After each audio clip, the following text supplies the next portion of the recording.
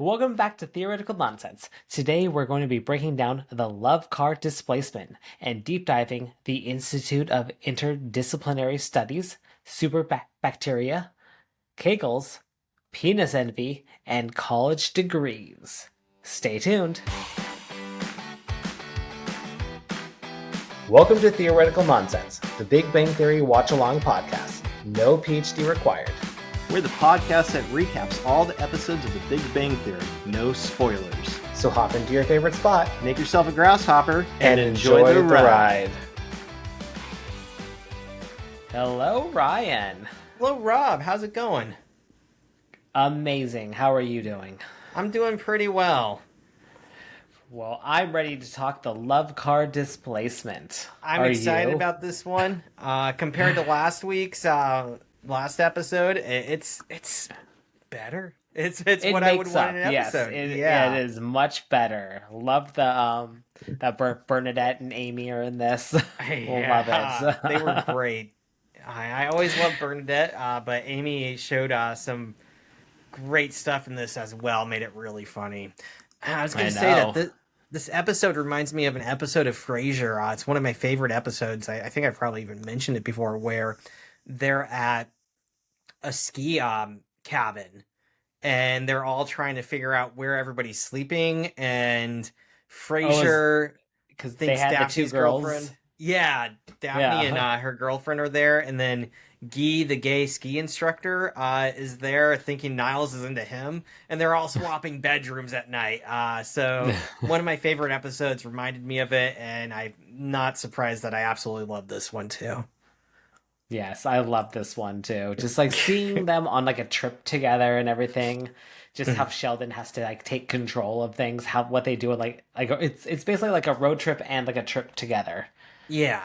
And seeing their little antics. And it's not a holiday episode, but I think trip ones are second to holiday ones. They're still really good. We had the one on the train that was phenomenal. I like the trip ones too. Going somewhere, seeing something happen, it's special. I like seeing a little bit more depth to Howard and Bernadette's relationship too. The talk of the exes and everything like that, and how they're dealing with it and everything, and just it doesn't really go anywhere, but it kind of does go somewhere. Like just like opening up that dialogue, you know. I liked it too, and I think there was a little bit of hypocrisy. We'll get to it on Bernadette's part, which I thought was interesting. That add some depth and their history, and Bernadette's history too, because we don't know a whole lot about her. We know that she works with dangerous diseases and bacteria, and not too wisely most of the time. But I was gonna say, I'm tempted to say that she's not very good at her job based off history. Although the which I mentioned last episode too. Most of her colleagues are about the same too. Like, weren't they doing like shots out of petri dishes? Yeah. like Maybe it's just microbiologists in general, just a little reckless. It's a little chaotic, but I love it. I think it's hilarious. Hopefully, it's not. Maybe that's how Superbacteria gets birthed. Yeah. Why would we do that? That would be a terrible, terrible thing.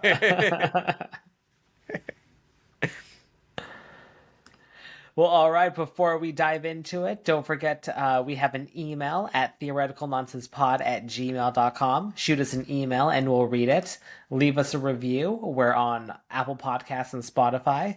And follow us on Instagram and TikTok at Theoretical Nonsense Pod. I told you about the YouTube comment we got. Somebody did say that maybe Penny's dad does have grandchildren, but they are in a house with wheels, an RV, and he never sees them because they are living the nomad life. So that was, Patricia Dugan 9983. And we don't read all of our YouTube comments, but that one stuck out because we actually asked people, what do you think? Do you think that it was when Penny's dad said, let me get this right, I'd like to have grandkids who don't live in a house on wheels, if that was saying a misquote or a confusion in writing? Does he have other grandkids who live on houses with wheels? We don't know, but we've been saying that it was a mistake in writing, and it seemed like he was saying he doesn't have other grandkids when we know he does. But there is the argument that he does, but they live in houses with wheels. So yeah. Yeah, that's right. I'm still on the camp that it was a bit of a goof. I think just the way that he worded it and the way that he said it, like, I think they forgot that they briefly said that has a nephew. And rewatching it and listening to it again, it sounds like they forgot. I think it could be worded and said in a way where it would make sense. So I can't give it too much shade. I can't hate it too much. Yeah, it's kind of whatever at this point. Yeah, but I think it's an interesting conversation and a great discussion of how like a simple change of tone or inflection of his words, I guess, changes the meaning, makes it make no sense, or it could. So, anyways, I think that's great, and thanks for reaching out and saying that maybe it does make sense. Yeah. Well, I guess another thing is like I think I did see on some other websites out there that a lot like IMDb I think said that it was a goof, or at least they're calling it a goof too. So not that they're the authority on this, They but know it's everything. it's good to know that we're not alone. They are the road trip god. It does have a good ring to it. It does have a good. Okay, so are we ready to dig into it? I think we're ready to roll. Let's do this. Okay, so this is season 4, episode 13. Title of the episode is The Love Car Displacement. This aired January 20th, 2011. Directed by Anthony Rich. Writers Chuck Lorre, Bill Prady, and Lee Aronson. And yeah, just a good episode. Starts off at Cheesecake Factory, and I have to say it was really funny because I started the episode like 4 times, and for some reason my app was like glitching, and it started off with Sheldon talking. I'm like, what a weird way to start an episode. And then I rewatched the episode last night, and I saw that Penny does come over and asks if she can take their order. I'm like, okay, now it makes sense. But she comes over and says, "Can I take your order?" And Sheldon gives her trouble, saying like they've been waiting for too long, right? And originally, like when I tried watching it first, it started with him just yelling at her. I'm like, that's, I mean, I guess it makes sense, but like I feel like I'm missing something, so I was. But anyways, Penny says, "Okay, so the usual for Sheldon with extra spit on his hamburger." And Amy asks if Penny is doing anything over the weekend. She basically wants to invite Penny to a symposium. She gets to have a +1. And right now it's not even the whole gang. It's Sheldon, Amy, and Leonard, right? And so not the whole gang. We don't even know the whole gang's going. In fact, at first I kind of thought it was just Amy going, but it turns out everybody will be, and that sets it up. But apparently the Institute of Interdisciplinary Studies is having a symposium on the impact of current scientific research on societal interactions. And this is my first IQ point. Not a huge one, but I kind of tapped into it and yeah, had something to say afterwards. So I was curious if the symposium was real, if the study was real. And I kind of had a hard time, especially after watching the first time, believing that the whole gang would be going to the same symposium, especially Howard and Bernadette. Like their field seems so completely different that I had a hard time. But technically, there are interdisciplinary studies. And according to Wikipedia, interdisciplinary studies aim to solve complex problems and diverse topics using multiple disciplines. So basically pulling people together to ask like, how do we solve this issue in the world? And there are different groups that focus on interdisciplinary studies, and you can get different degrees in interdiscipline. Man, I'm having trouble with that word. Interdisciplinary studies in college and different degrees. Um, However, I didn't find anything on this specific symposium. I did. The first thing that came up was technically the Institute of Interdisciplinary Studies, which is an actual group, does have a journal out and they do symposiums. The journal is Journal of Interdisciplinary Studies. And they say that they, where is that? Their focus specifically, their institute, focuses on reconnecting knowledge, ethics, and faith via dialogue across disciplines. And that was kind of the first tip on me is when they said faith. And I kind of have an issue with this. And looking into some of their other stuff, I kind of wonder that I'm not sure Sheldon would be going along with this because they seemed a lot more into theology and having theology be a part of their interdisciplinary studies and seeing how faith applies, especially Christianity, Christian Judo Christianity faith, as part of academics. And I feel like Sheldon would like poo-poo that, saying that has no place in studies. So I kind of had an issue with that. And the only looking at different symposiums they've had through the years. I looked at technically this year in 2025 on October 18th in Pasadena, they will have a symposium and the theme is supposed to be C.S. Lewis and J.R.R. Tolkien on the promise of Christian fairy tales. And so definitely some Christianity in there, some literary analysis, some faith-based, ethics-based stuff. Uh, but again, I don't think Sheldon would be really supportive of this organization or their symposiums. It's just not. Although it sets up the episode fine and it makes sense logically, they could have the symposium and it could make sense. It just made me wonder a little bit. I looked at their symposium in 2011, and they did have one in Pasadena from August 4th to August 7th, according to their website. However, the theme was the first freedoms. I'm going to mispronounce these, I apologize. Mihailov's quest for democracy and human rights. And it was focused on the works of Eastern European activist Mihailov, who was a academic philosopher. I think he still is teacher and activist for human rights and supporting how humans are treated. And basically, he's been through different countries, but is teaching more in the West, coming from Eastern Europe and the atrocities over there. So definitely not anything to do, not with theology at all. Definitely not anything to do with physics or science. But a little bit on human crises. I guess in the episode they get into how do we deal with military weapons a little bit. So that's to come. But definitely a different symposium, different theme. However, maybe this could still take place. And I also looked into maybe it was a different organization. And I did find one called Association for Interdisciplinary Studies. However, I looked at their conferences in 2011. They had one in Grand Rapids, Michigan. It was on traditions and trajectories, interdisciplinary and integrative learning. So that was more on actual teaching and how do teachers teach in different disciplines? How can we work together to be better uh, pedagogical teachers? How do we work on teaching and be better teachers? So, anyways, this doesn't actually exist. There are some names that seem correct and do match up. There are some in California, technically, in their Pasadena. However, nothing seems like anything Sheldon would go to. I was thinking that it might just be a different organization because I actually did take the time, a small amount of time to Google this, and Mm-hmm. based after my scrolling, I did see that multiple universities kind of had some sort of institute of interdisciplinary studies. So I guess it's just based off the organization and how they want to run it. And that's true. You know, there's one organization that has this specific name. And different colleges, universities have different institutes.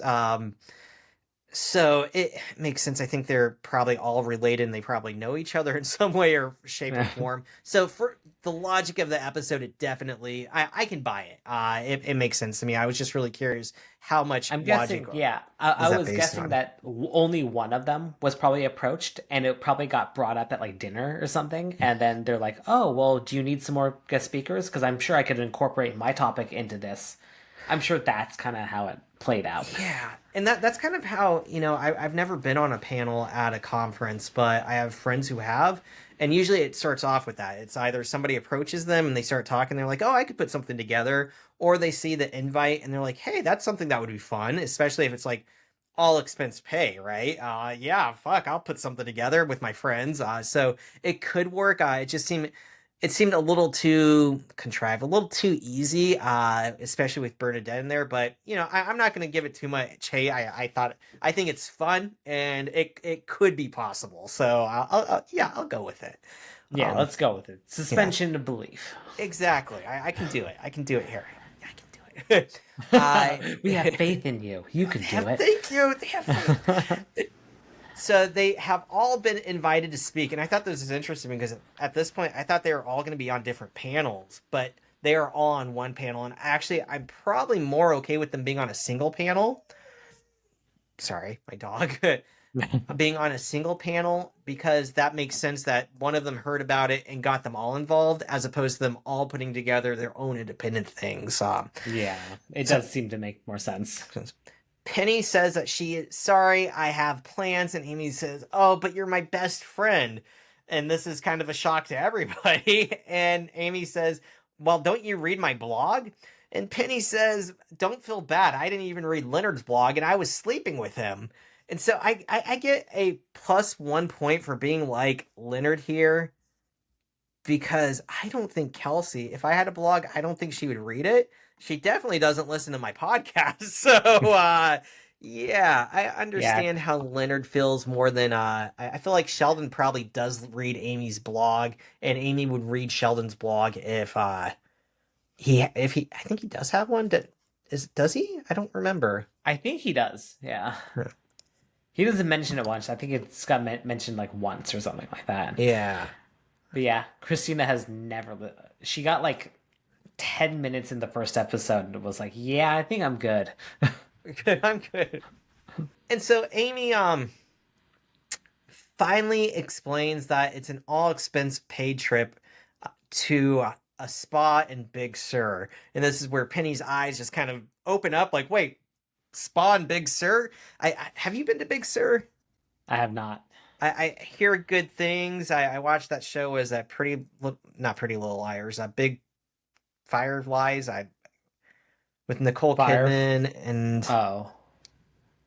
Oh, isn't that Big Little Lies? is it Big Little Lies? I get Big Little Lies and Pretty Little. On HBO with Reese Yeah, Witherspoon, Adam Reese Scott. Witherspoon. Yeah, I think it takes place around there. I Uh, think yeah, I watched the first season. I didn't watch the so. second one. It was good enough. It was fun. It's not my favorite show, but good enough and great acting and beautiful locations. It's just like craggy ocean shores and beaches and stuff. So, anyways, I would be like Penny. I'd be like, oh yeah, I would want to go too. So I did look this up.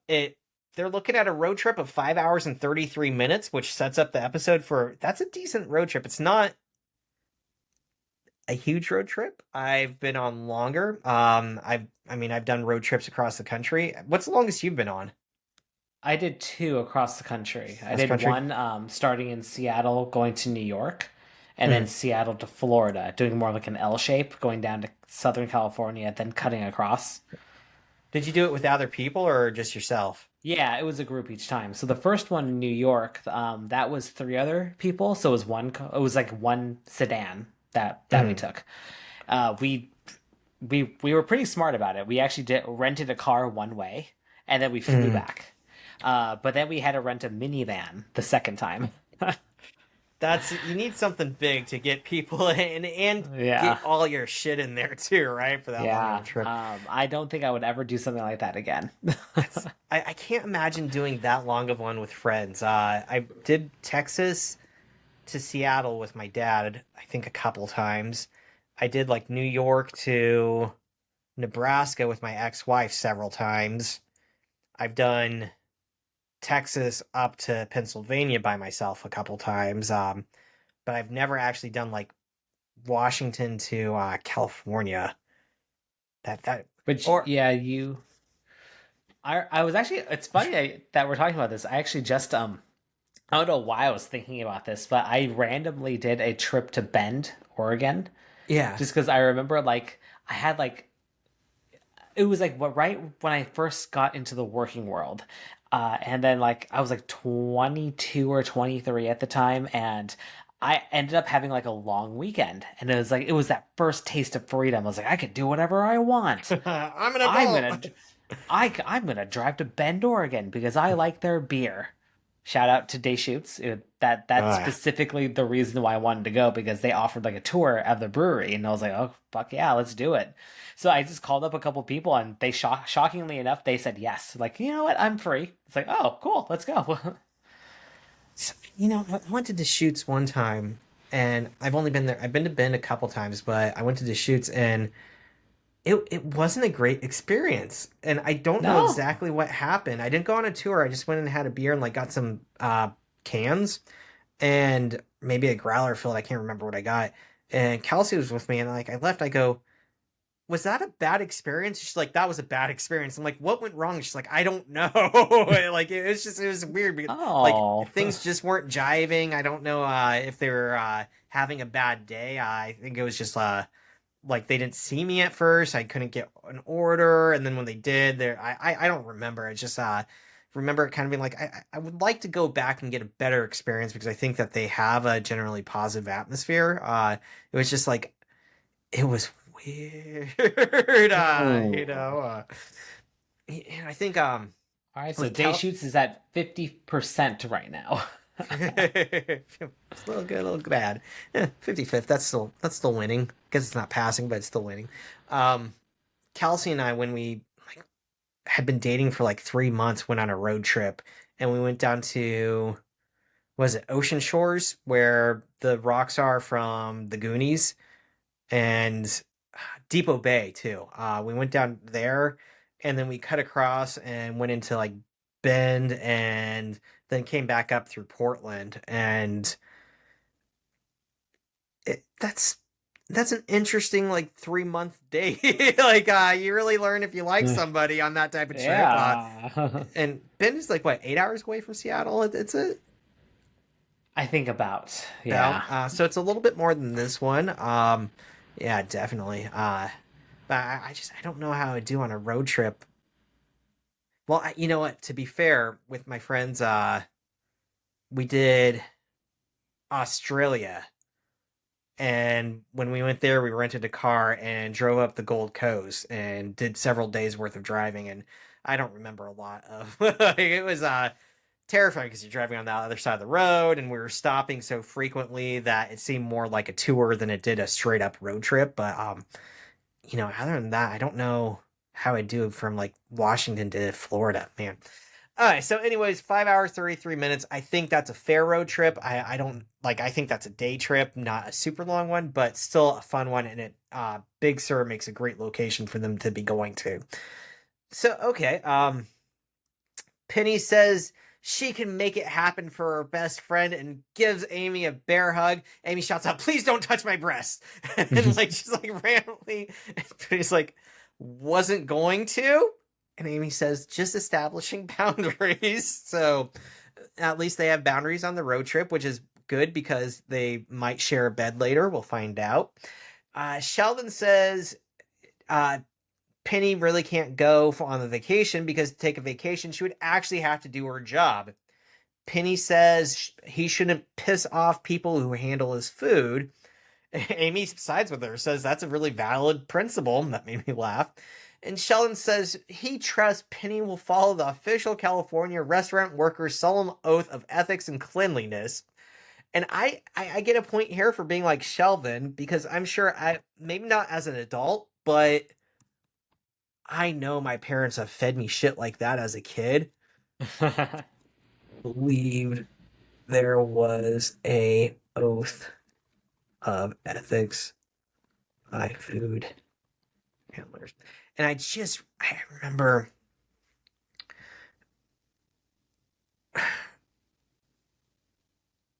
Jack in the Box had an E. coli breakout when I was a kid, and we didn't have any around me, but I was terrified of them for the longest time.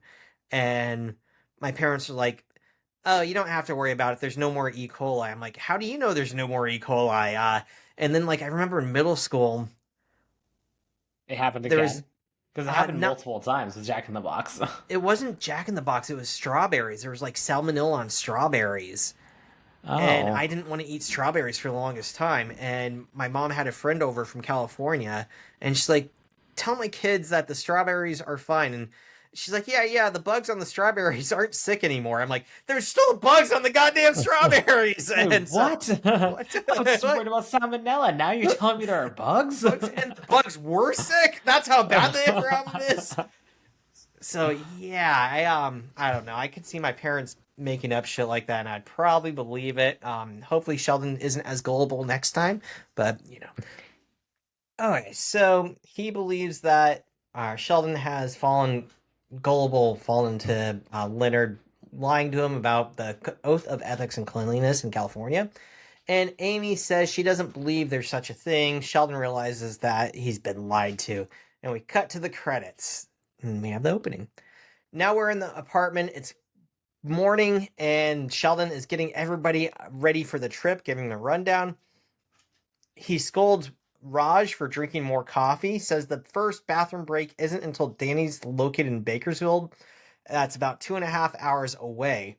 And this was my failed IQ point. I wanted to see if this was real. And I also wanted to look into the best bathroom breaks like in the country and just couldn't find a whole lot. But what I did find is that technically there are plenty of Denny's in Bakersfield. I was just kind of confused on why they were planning on stopping there. My guess is to eat lunch, but at the same time, I'm like, that's kind of a weird place to stop for lunch. Like, Oh, I do guess you, I didn't look at the map. How far away, like, where is Bakersville in the. it looks about halfway. I think they Oh, would have okay. to pull off the interstate a little bit. But maybe Sheldon has his favorite Denny's or something off of the interstate, and he's like, we have to stop there. And so it could work. I didn't see anything right off the freeway, but quite a few things that are definitely possible. And if they're stopping, I just like Denny's is like where I would go like if I'm drunk and there's nowhere else open. It's not where I'm like I'm on a road trip. I want to eat somewhere fun and new. But Denny, I, Sheldon. I I will say like I don't know what the best rest stop is, but I will say that the rest stops on the East Coast are significantly better than the ones on the West Coast. West Coast is like I feel like on the East Coast here, at least in the Pennsylvania area, Pennsylvania, Marysville, like not Marysville, Maryland area, area, like they're like straight up like mall food courts. Like they're like huge and they're super nice. They have Yeah. like these glass like walls and everything like that with all this natural sunlight. It's like whoa. And then you go through like Washington because like I used to go camping all the time, so I would go east, west, all over. I went to all the rest stops and it's like a shitty little bathroom. That's really it, and a vending machine. You know, So it's like I can see like I can't speak for California, but I would imagine like maybe they're the same, like where it's like rest stops really aren't that great, so they have to find a restaurant. there are there's some that are like state owned that are rest stops, and it's basically like a service center with like maps and pamphlets and a vending machine, and Oddly enough, most a coffee machine too, which is like a coffee. little scary. Right? Like, Like, oh. who takes care of that coffee machine? Is that really coffee? It usually those are gross anywhere you go. Although there have been a couple states I've been in that it's like, wow, this is like pristine and really nice, and like they have like architecture and like statues, and it's beautiful. But I know what you mean in Pennsylvania. There are a couple of these in Kansas too, where it's like there's a rest stop and the rest stop connects like to both sides of the freeway, and like Yes, it there's will like a have bridge that will yeah connect them. Yeah, yeah, I've and been on that restaurants one. in the middle, and like you said, a food court, and those are pretty nice. It's yeah, I do I forgot about those, but those are really nice. I know, just to give you a heads up, in Washington we actually had to close a couple down. There's one on the way to my work, from my house to my work, that they've actually closed down because it got vandalized too much. And the state is just like, we give up on it. So now the weeds have taken over, and they put up like pylons and stuff to make sure people don't go in there. So yeah, it's not great. I was thinking stops. The ones that came to my mind, and when I looked it up, when I Googled, Google's AI gave me these two. And so I'm like, okay, if these were the two I was thinking of, they must be pretty good. First one is Love's. Love's truck stops. Like I'm not a trucker, so I don't know, but apparently they have like showers that you can use. And so if you're on a long trip and you are sleeping in your car, that could be really, really nice. I know the bathrooms are pretty not nice. They have different food options inside usually, and their beef jerky is some of the best beef jerky. I love it. Everybody has different tastes on beef jerky, but it's kind of the leathery, like tough stuff, as opposed to like the juicy, what is that, like beef links or whatever. Like the I don't, sausage sticks and stuff like that. yeah, I don't like the sausage sticks as much. I don't like the chunky tear parts. I like the, like, almost like leather, hard strips, and that's what Where it's they almost like have. a sheet of paper kind of thing like that. It's like a long like Exactly. strip. I Yeah. want it to like cut my gums a little bit as I'm chewing on it and really getting I need to take all it. my saliva. Yeah, and that's what I want on a road trip because I want to do something as I'm driving. Like it's kind of like an activity with my mouth, I guess. So, yeah, some people don't like that beef jerky, and it's pricey still. They have it on sale sometimes, but there's one between Seattle and Portland that I always stop at and get beef jerky. But the other one is Buc-ee's. Buc-ee's gas station, and these aren't in Washington. My parents took me to one in Texas just to show it to me. They're mostly in Texas, but they're in Alabama. There's one in Colorado, Florida, Georgia, Kentucky, Missouri, South Carolina, and Tennessee. And I tell you, their bathrooms are immaculate.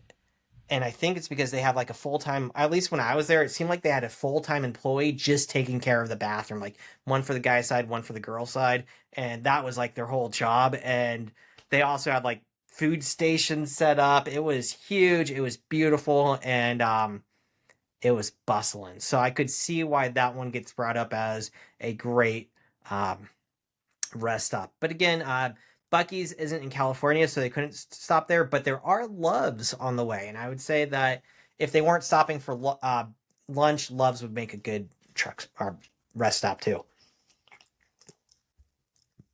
Okay, so that wasn't an IQ point. I just wanted to talk about rest stops because I love road trips and stopping to go to the bathroom, I guess. So where Everyone likes to go to the bathroom. right? I will say that will make it or break it for like I feel like with rest stops and like small little restaurants, have a nice bathroom and it will bring business. Because that's what people are going to talk about. Talking about road trips, and I was just thinking of this in Australia on our road trip. There were two things. One, I still debate this with my friends because I was driving one night and for some reason, instead of having actual fucking speed limit signs, they just had signs say "Don't speed," uh, photo enforcement in place, basically, or radar or something saying like "Don't speed." We're measuring your speed by camera or whatever. But they didn't give the speed limit sign. And so it's like I'm driving. I'm like, does anybody know the speed limit? And they're like, no, but you can't speed. There's signs. I'm like, I know. There's one every like half mile, but no speed limit. So I Well, have no how do you idea know what you're speed is. speeding? Yeah. And then there was like a semi truck right behind me, and we're on a like 2-lane road, so he can't pass. And then it opens up, so there's a passing lane, and he doesn't pass me. And then we get back over, and then he starts tailing me and flashing me. And it's like I don't know what the speed limit is. There's no speed limit signs. He didn't pass me when he had the opportunity. And everybody blames me. They're like, you just weren't going fast enough. I'm like, I have no idea how fast I was supposed to go because they didn't have any signs. So that was kind of terrifying on that trip. But I think it was that same night after we got the semi truck past us. We stopped I at think two someone wants to spots. say goodnight really Oh, is quick. someone coming in? Yeah, someone's coming in. Do you want to say hi? Yeah. Can you say night night? Yeah. Yeah. Want to say hi, Ryan? Hi, Can you Hunter. say Can you say night night? Night Night Oh. night. Good night. Night night, audience. Say night night. night.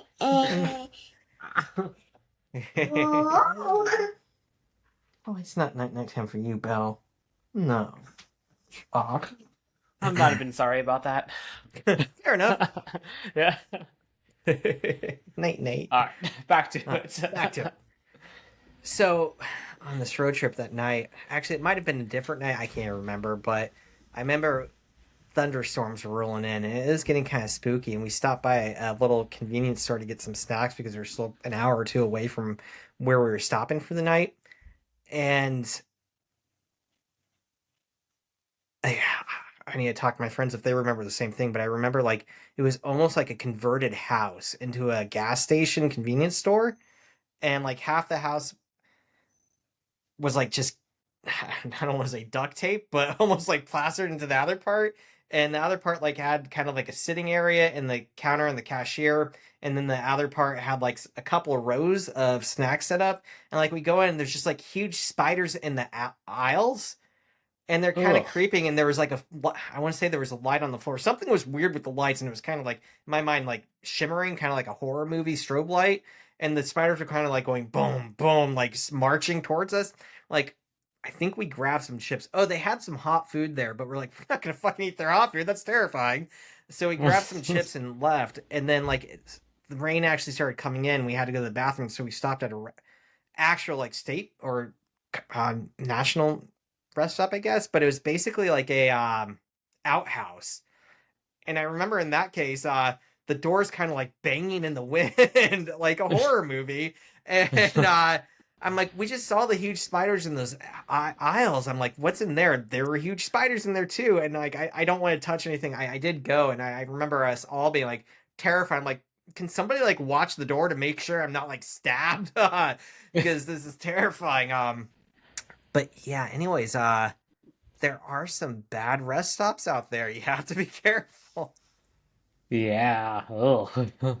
But man, I just remember those spiders in the, in reality, it was probably a totally normal place. It was probably like a little garden spider, but in my memory, it was a huge spider, and the light was like flickering, and it was going crawling towards me. I'm like, I don't want any snacks. I'm okay. I'm good. Let's move on. Okay. I'll pee my pants. Yeah, it's okay. You can have the snack, spider. So, all right. So speaking of peeing pants, Raj whispers to Howard because he says he's going to be okay with his coffee, but Howard says nobody wants to hear about your Kegel exercises. And this is where my next IQ point comes in, because I don't completely believe this makes sense here. And I stand by that, but after some research, I could make sense. And I was debating over doing this because I think people know what Kegel exercises are. And we know that... I'm sure there's people out there that don't know. Oh, all right. So, yeah, I'm just going to break it down. Kegel exercises were invented by Arnold Henry Kegel, an American gynecologist, in 1948. And most of this I got from the Cleveland Clinic. But they're, AKA, these exercises are also known as pelvic floor exercises. And they're meant to strengthen pelvic floor muscles, which are basically muscles that stretch from your pubic bone up to the front of your body, to your tailbone and back. So basically, it's just like all sorts of muscles in your lower region. Several form a sheet of layered muscle with openings, basically our anus, our urethra, or if you have them, vaginas. And you can feel these muscles. They're what you feel when you start to squeeze those openings. So it's kind of like these groups of muscles that kind of work together to hold our bowels and organs together. And the pros of doing these exercises, and it says on the website, it said for people with vaginas or penises, are if you're working on fixing or helping with urinary incontinence, so stopping the flow of pee, fecal incontinence, preventing the leaking of pee or accidental passing of gas or poop, pelvic organ prolapsing, you're trying to prevent that, basically when pelvic organs start sagging or bulging out of the vagina. If you're looking to help blood flow during sex, it can help with vaginal contractions during sex and orgasm. Or if you have a penis, it can help with erection and ejaculation. And then the part that I wasn't aware of, and I'm still on the fence about this, is urge incontinence. It can help with urge incontinence. And this is when you have the urgent need to pee when it just hits you like out of nowhere, and you're not able to hold it because it hits so hard so quickly. This may be related, to what Raj experiences, that maybe he's like drinking the coffee and when he has to go, like it just hits him. And apparently to the statistics, it says 40% of females and 30% of males experience this urge incontinence at some point in their lives. So it's pretty normal. And Kegel exercises can help. With Raj, I feel like what he's talking about is he gets a flow. He has a small bladder. It's not that he can't hold it. It's he has a small bladder and suddenly he's like, I have to go now. That's not necessarily what Kegel exercises aren't going to make his bladder bigger. It's just he's not going to pee his pants. if he has that urge incontinence. However, we don't know the full story, so maybe it is he peed his pants in the car on one road trip. So it could be, and this would definitely help him in that case. It's just that's not the impression I was getting. I, There, I I was gonna say I took that as like you with Kegels and everything like that. You kind of like squeeze and hold like the urethra. So I thought it meant like, oh, I'm good at holding it. I've been practicing. I can just hold it. I could have an extra couple ounces of coffee. yeah, it's more not holding it necessarily, but holding it so you don't pee your pants. It doesn't like just trickle out. It's not going to make it easier to hold long run or um necessarily not have to go. Like, oh, I can hold it, don't worry. Because his bladder's still going to be full, it's still going to be hurting, and he's still going to be complaining. So, yeah, I I think there's a small line there. But again, maybe he does pee his pants on that. So I don't know. Maybe it makes sense. Poor Raj. Who knows? Uh, Or I'd Raj in say, general, what wasn't the allotment only like 6 ounces or was it 5 ounces? It was a yeah, it small was amount. I really drink a whole small. So fucking pot. poor Raj. And he only had like a little cup, and he's like, "Oh, just let me have it." And so, if anybody's interested in doing these exercises, because medicine says that they do help, they can help with incontinence of all sorts, but they also help with sex. They help with like premature ejaculation. They help with like sensations and stuff, all sorts of stuff. Um, I'm going to go over some exercises, but they do have Kegel balls. I don't know about how well they work, but apparently you insert them into your orifices and like hold them there, and it helps you keep them contracted. That's my understanding of them, but again, not an expert. But the one that the Cleveland Clinic really spelled out was basically if you want to work on these, lay flat on your back with your knees bent, your knees in the air and your back straight, and draw your pelvic floor muscles up and in. It says it should feel like you're holding your the flow of your pee or like you're pulling your genitals up and into yourself a little bit.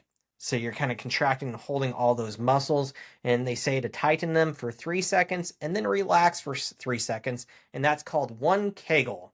They say to repeat this 10 times, and as you get more, you can hold it for longer durations. You might do more reps, but they say I'm this is a doing it good. now. I'm Sorry. doing it right now, guys. I'm kegling, baby. As you're telling me what to do, like Oh, squeeze. oh no. It all just went inside. What do I do, Rob? It's all inside now. What does the direction say? How do I get them out? Oh God. Oh, no. I squeezed too hard. I squeezed too hard. I overkegled it.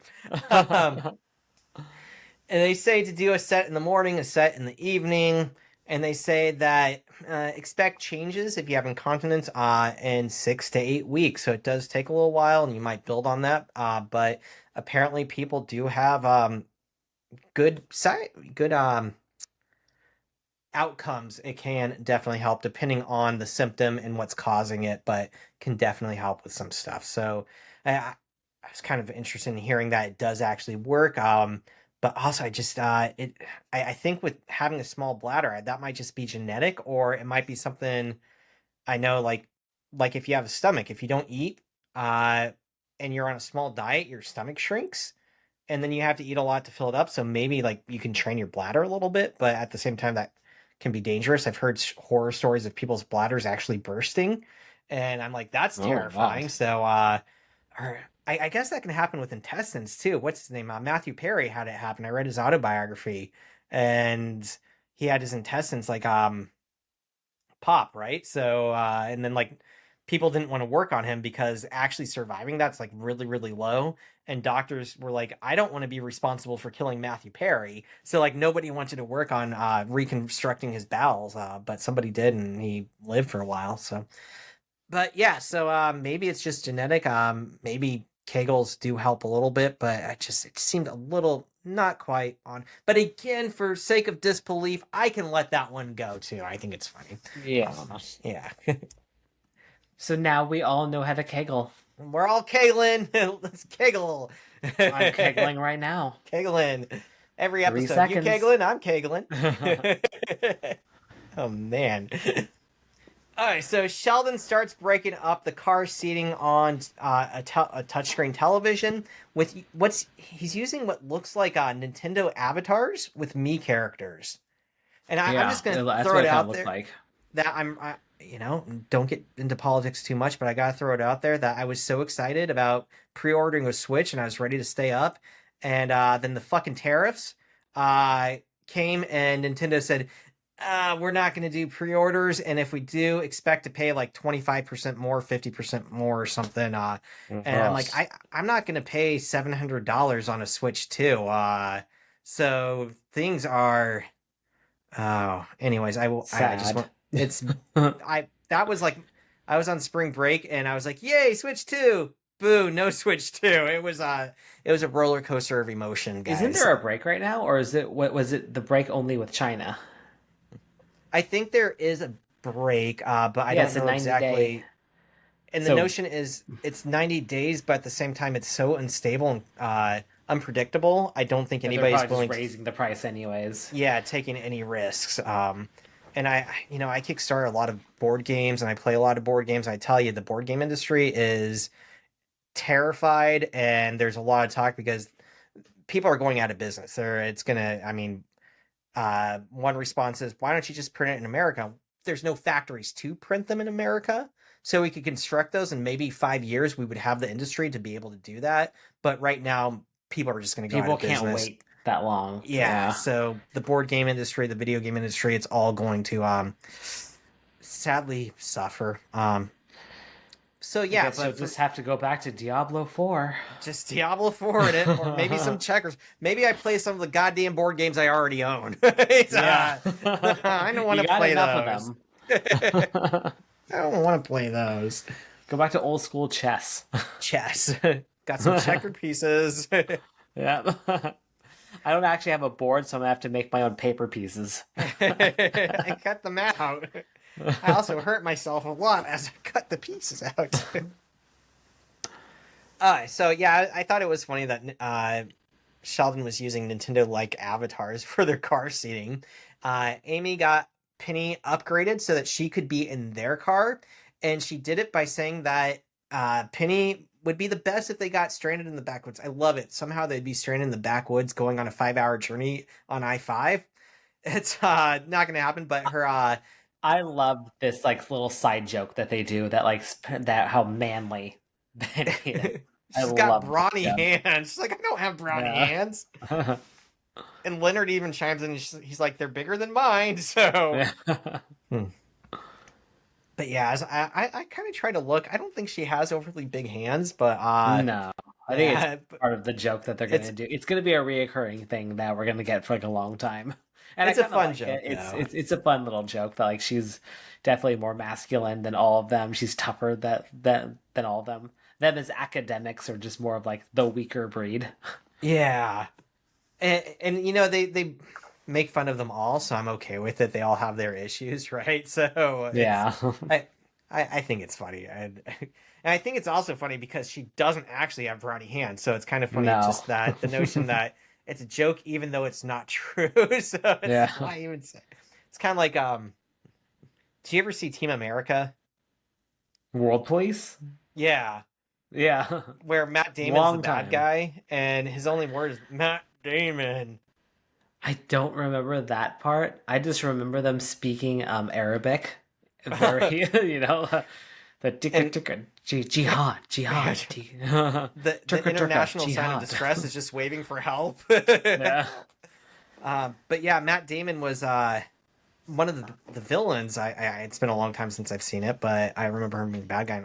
Like he plays a doofus who's like Matt Damon, like that's all he says. And apparently Matt Damon actually watched it. He's like, I wasn't offended, but I also had to ask, like, is this how people actually see me? And I remember talking to people about like part of what makes it funny is that I don't see him like people don't see him as that dumb. So it's Did they just randomly select a celebrity to just like make fun of? that was my guess. Either that or maybe thinking that some of his movies, what were they? The Born Identity movies weren't necessarily intellectual. That that's what we took away. I remember discussing, like, saying maybe it was that those weren't intellectual enough, and it seemed like he was going. But other than that, like, it seems like he's as smart as Ben Affleck or Kevin Smith or whoever else. It's not like he's Speaking of speaking of Batfleck, Affleck. Accountant 2 looks dope. I haven't seen the trailer for it.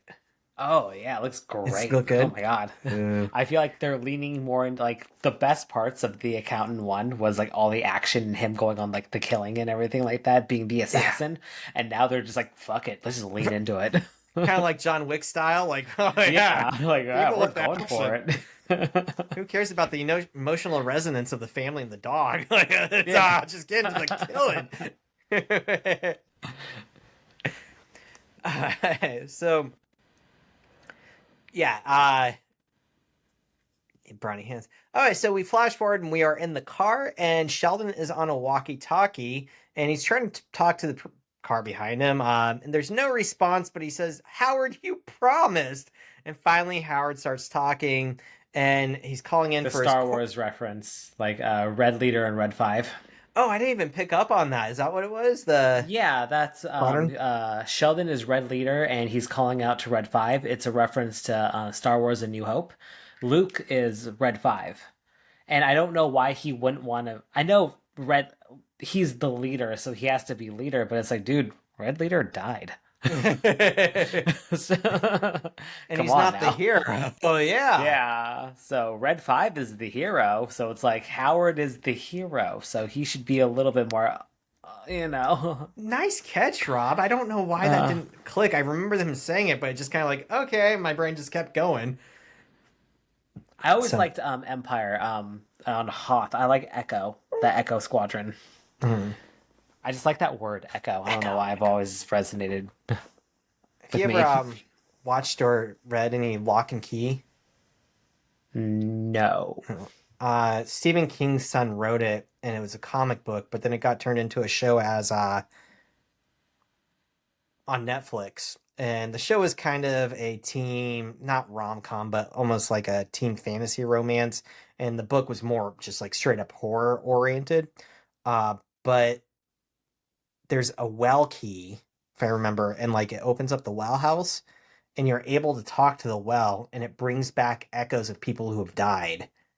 And I always thought that was cool. It's like, I'm just an echo, and it's like a ghost of somebody who's died. And so I agree with you. Echo's a cool word. Well, I also like it for Dollhouse. The main character's name is Echo. Her code name is Ah. Echo. Did you ever play Echo the Dolphin? Yes, that's Big- right. I haven't thought about that in a long time. I just saw somebody, some random clip on Facebook saying, me not knowing what the hell to do in this game, so I just swim around. It was Echo the Dolphin swimming like in a circle. I'm like, that's what I did. I had no idea what I was doing in that game. Yeah. But I never actually played through it, but I watched the video, and apparently the ending is really dark and terrifying. You fight an alien creature, and it kind of looks like Alien from the Xenomorph, and it shoots out things, and you're stuck in this dark cave, and you have to like kill this giant alien trying to eat you. And it just look it up, like for a Sega Genesis video game about a friendly dolphin. Nightmare fuel. I loved it. I'm like, I wish I would have been good enough to get to that boss because it would have been great, but no, the game was really fucking hard. That's like one of the hardest games I've ever played. Because if you don't know, as Echo the Dolphin, you have to swim under the ocean, but you can't breathe, and so you have to find like bubbles.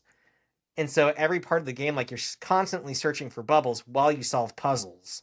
And if you don't solve the puzzle in time, you suffocate. Too much stress from like my 8-year-old brain. It was hard. And that's when your anxiety began. That's when fucking Echo the Dolphin.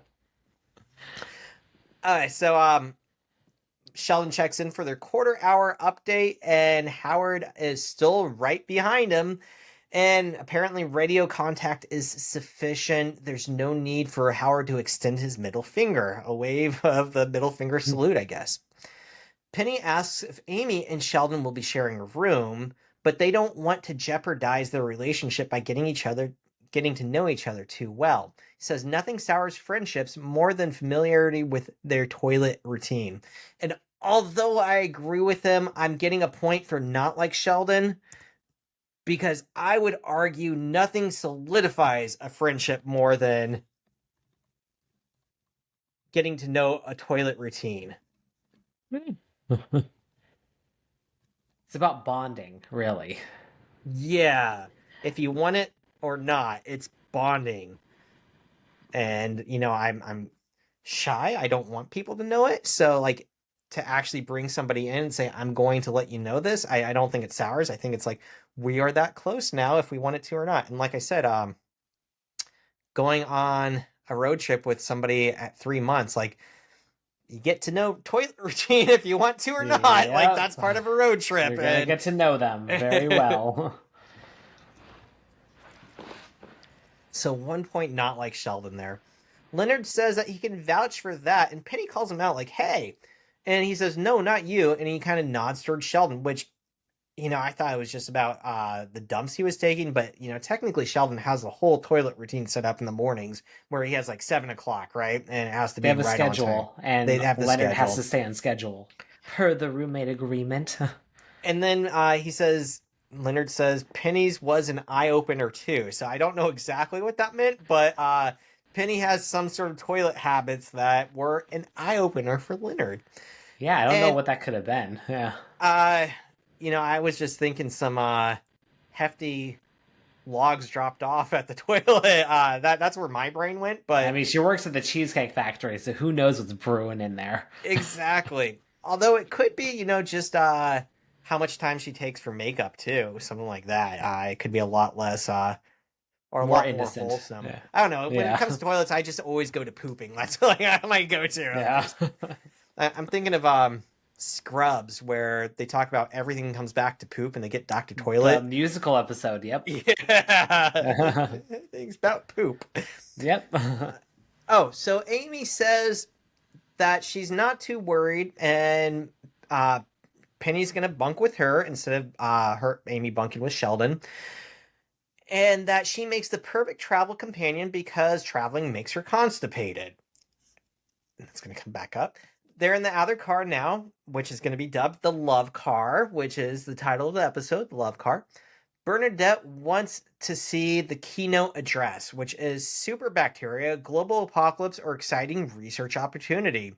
And I laughed at this, and I would actually want to see this. Again, I'm not sure that would be the keynote for an interdisciplinary study, but, that's not the case. I just think it's funny, and I would want to see it with her. Howard, however, wants to go to the room with her and take a nap. And he says that they could watch the keynote on C-SPAN. It's not a big deal. He would rather take a nap. And the second time I watched this, I realized that Raj is texting in the back. As soon as he starts taking, he gets out his phone.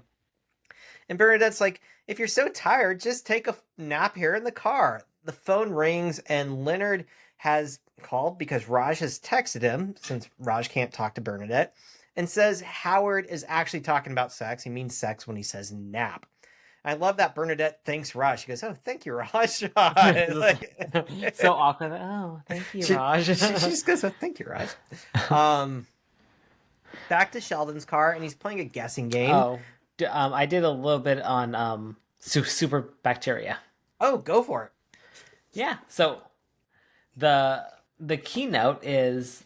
The topic is Superbacteria, Global Apocalypse or Exciting Research Opportunity.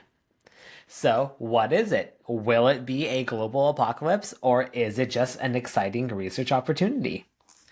So, I found some information on Mayo Clinic, Cleveland Clinic, and University of Colorado. So, a superbacteria is also known as a superbug. Superbugs are germs, like bacteria or fungi, that cause hard-to-treat infections.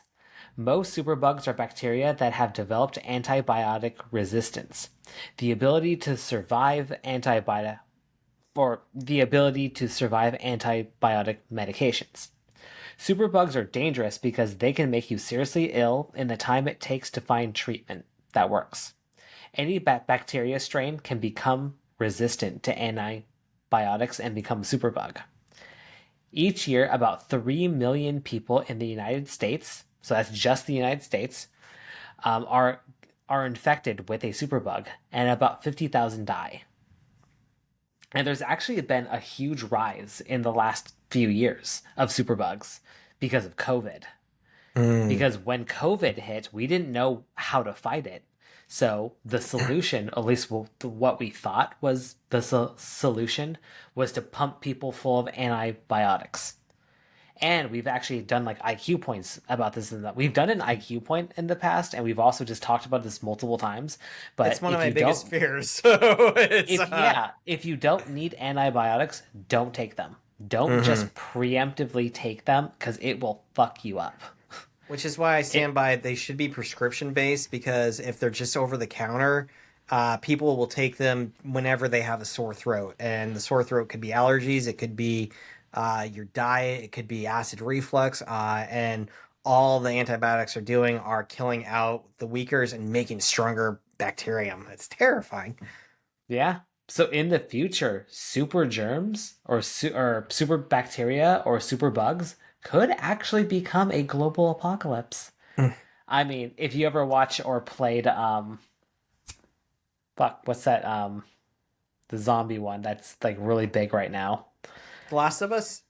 Last of Us. Yep. Yeah. That's it's a fungal thing. So technically that's a super bacteria. And but would antibiotics even touch fungi? Like that's part of the scary thing about fungi is that we don't really have medicine to treat it, do we? We have creams, antifungal creams. We have Yeah. steroids to help inflammation, but that fungus is scary. And hearing more and more about like the fungus that like, and that's what it's based on, right? Last of Us, the fungus that gets Yep. into ants and turns them into zombies and like makes them move. Like this, nature is terrifying. Like, It really is. That it's a real thing too. The yeah. cordyceps. Yeah. And I've read about one that gets into the nasal passages of bats. I believe it makes them sneeze a lot, so it spreads over other bats. And as they hang there, like the snot, uh, it chokes them, and they die while they're hanging there, and then they solidify, hanging upside down, and this fungus like spreads because they are now hanging upside down. Like it's been a while since I've read about them, but it's also like it's very clear that we could easily get a fungus that hits humans hard. It's not impractical. Maybe not like Last of Us necessarily, but there could be something very deadly. Terrifying. The So world is a scary place. it's a Nature's a very scary motherfucker. place. There's an episode of Family Guy where there's a TV show called Damn Nature, You're Scary. And it was like I just remember the narration of the guy saying, there's a little creature. There's a cheetah chasing a little creature. Damn nature, you're scary. Oh, he's eating the little creature. Damn nature, you're scary. And I'm like, that's exactly what this is. Damn nature, you're scary. So yeah. Anything else about the keynote speaker? No, No? no, just like, yeah, just so I feel like it would actually be a very interesting topic to hear. I would be down with that, definitely.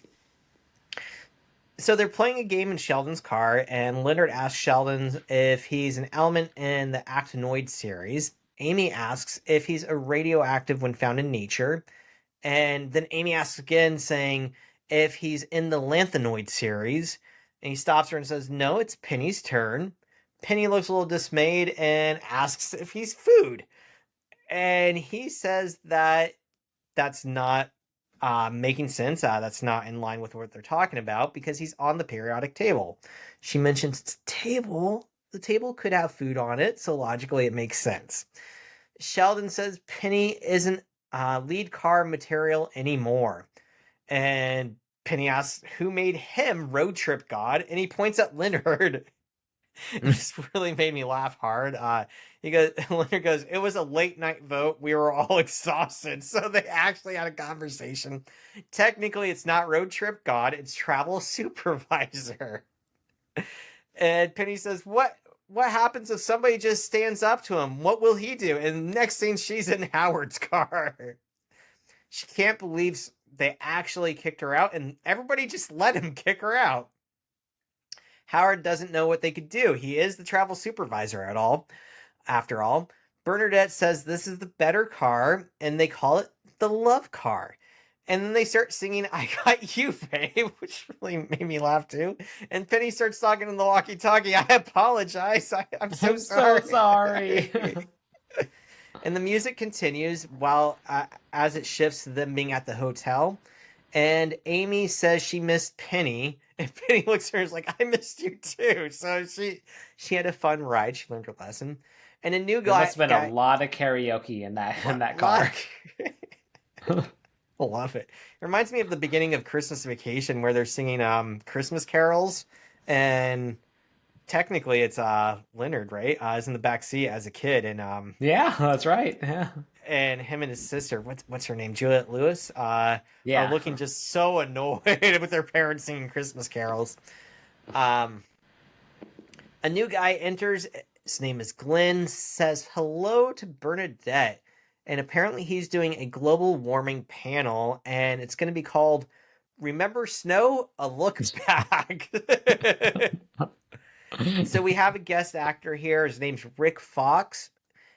He's been in a lot of stuff. I don't remember seeing him. Mostly single episodes here and there. He was in 11 episodes of Oz, but he was in an episode of Shameless, and apparently he did a voice on Fairly Odd Parents as well. So he's been in a lot of stuff. Yeah, Bernadette. he has gems like Sharknado 3 and Navy Sharknado. SEALs versus Zombies. But he is a very good-looking dude, and he's currently married to Vanessa Williams, who is quite the fox as well. No Fox. shit. She is a fox. He also dated Tyra Banks for a long time, and tie into Big Bang Theory, he dated Eliza Dushku for a long time. Go him. Yeah. I don't think he was that great looking, but he is talking about Brawny. He is very masculine. I'll say that. He is very masculine. So I can go Rick Fox. Now he has big hands. Yes. So Bernadette, speaking of hands, introduces Glenn and Howard, and they do a handshake, which Howard probably says "ouch" too. So apparently the big hands have a strong grip as well. Glenn says Howard is a lucky man. Bernie is a great gal. And I didn't do any research on this, but I don't know why. It kind of pisses me off when people say you're very lucky. I don't know. Maybe it's a compliment, but at the same time, I always like whenever I hear it, it's kind of like a backhanded compliment. And I don't know. Maybe I'm just too paranoid. And like even here, like I feel like he's saying Howard's a lucky man because he's not with Bernie right now. I don't know. Maybe I'm digging into it too much, but it kind of always. It's almost like a little condescending. Like you almost like you're lucky you didn't earn it. You don't deserve it. Exactly. Kind of like, do you know how lucky you are? And it's like, wait, you don't know who I am or what I've done and how great of a person I am. Like I don't know. It seems luck seems like full of yourself much. Yeah. I'm perfect. I am the road trip god. Do you know how lucky you are to have this podcast with me? Yeah. Well, I know I'm lucky for that. Okay. But yeah, I think it's I feel like it's the same thing as somebody who say plays the guitar really, really well, and somebody saying, "Oh, you must just be really talented." And it's like you don't know how many hours of work and effort they put into playing the guitar. You don't know it's not natural. It's not just luck. It's they're a great person and they've worked on themselves and they've tried to make a relationship work. It's not just luck. I don't know. That's me. You're lucky you had parents to buy you a guitar. How lucky are you? I stole this guitar. What are you talking about? You're lucky you even have fingers. You're lucky you have fingers. You're lucky you can hear the tones when you play. Yeah, how lucky are you? How lucky are you? Howard, so Glenn leaves and Howard says, "Please tell me Glenn is your gay cousin." "No, he was just my professor in college." "Then we dated for a year, so let's check in and take that nap." What's the statute of limitation on that? Like, what's like, how, like, if you're a professor, like, at what point, like, just as long as like that they're not your student, is that like a? There's no rules or restrictions. according to the HR paperwork, basically, if you are not, what's it? If you don't have anything above them, so like if their grade isn't on the line, if they're not working with you anymore, if they already have the grade, it's fine. And I know a lot. I've heard, not at the school I work at, but I've heard in the past, like teachers who have met students and dated and got married, and have had happy relationships. Um, and the notion is that, some people would say, well, they're a teacher and they're still a student, but technically the teacher could meet a student at the school that's not in their program or their class, or they might meet a student in some other part of the world that's not even going to the same school. And is there ever, like, I don't know, some people are really strict on that. Like, if you're a teacher and they're a student, no matter who you are, it's just, uh, I don't know. I guess if they're in elementary school, that's totally a red flag, but Yeah. that's a Well, different type they're of like student. it's a little different, like the college level. Yeah.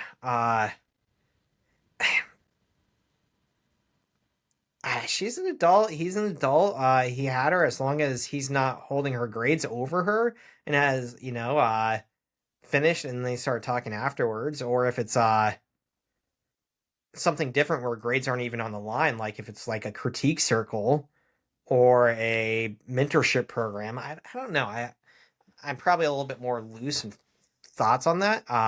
Because my thought is, what is it like? So many people meet at work, and technically, if HR was involved, nobody would date at work at all, which would defeat the Yeah, storyline yeah. for The Office. So I don't know. It's confusing, and in a perfect world, it wouldn't happen. But I've seen it does, and I've seen it work out really well with people, and so I can't hate on Glenn for this one. What are your thoughts? Yeah, I think kind of the same thing as long as like they're not like directly above them or anything like that, or if there's like some sort of like I'm blanking on the terminology, as long as like they're not like their boss or like they're Yeah, holding like, a grade over them, I think it's fair game. position of power of some sort. There's some sort of Yeah. word for that. I'm not thinking of it either, but um, eh. Yeah, I say it's like when it comes to love, just go for it.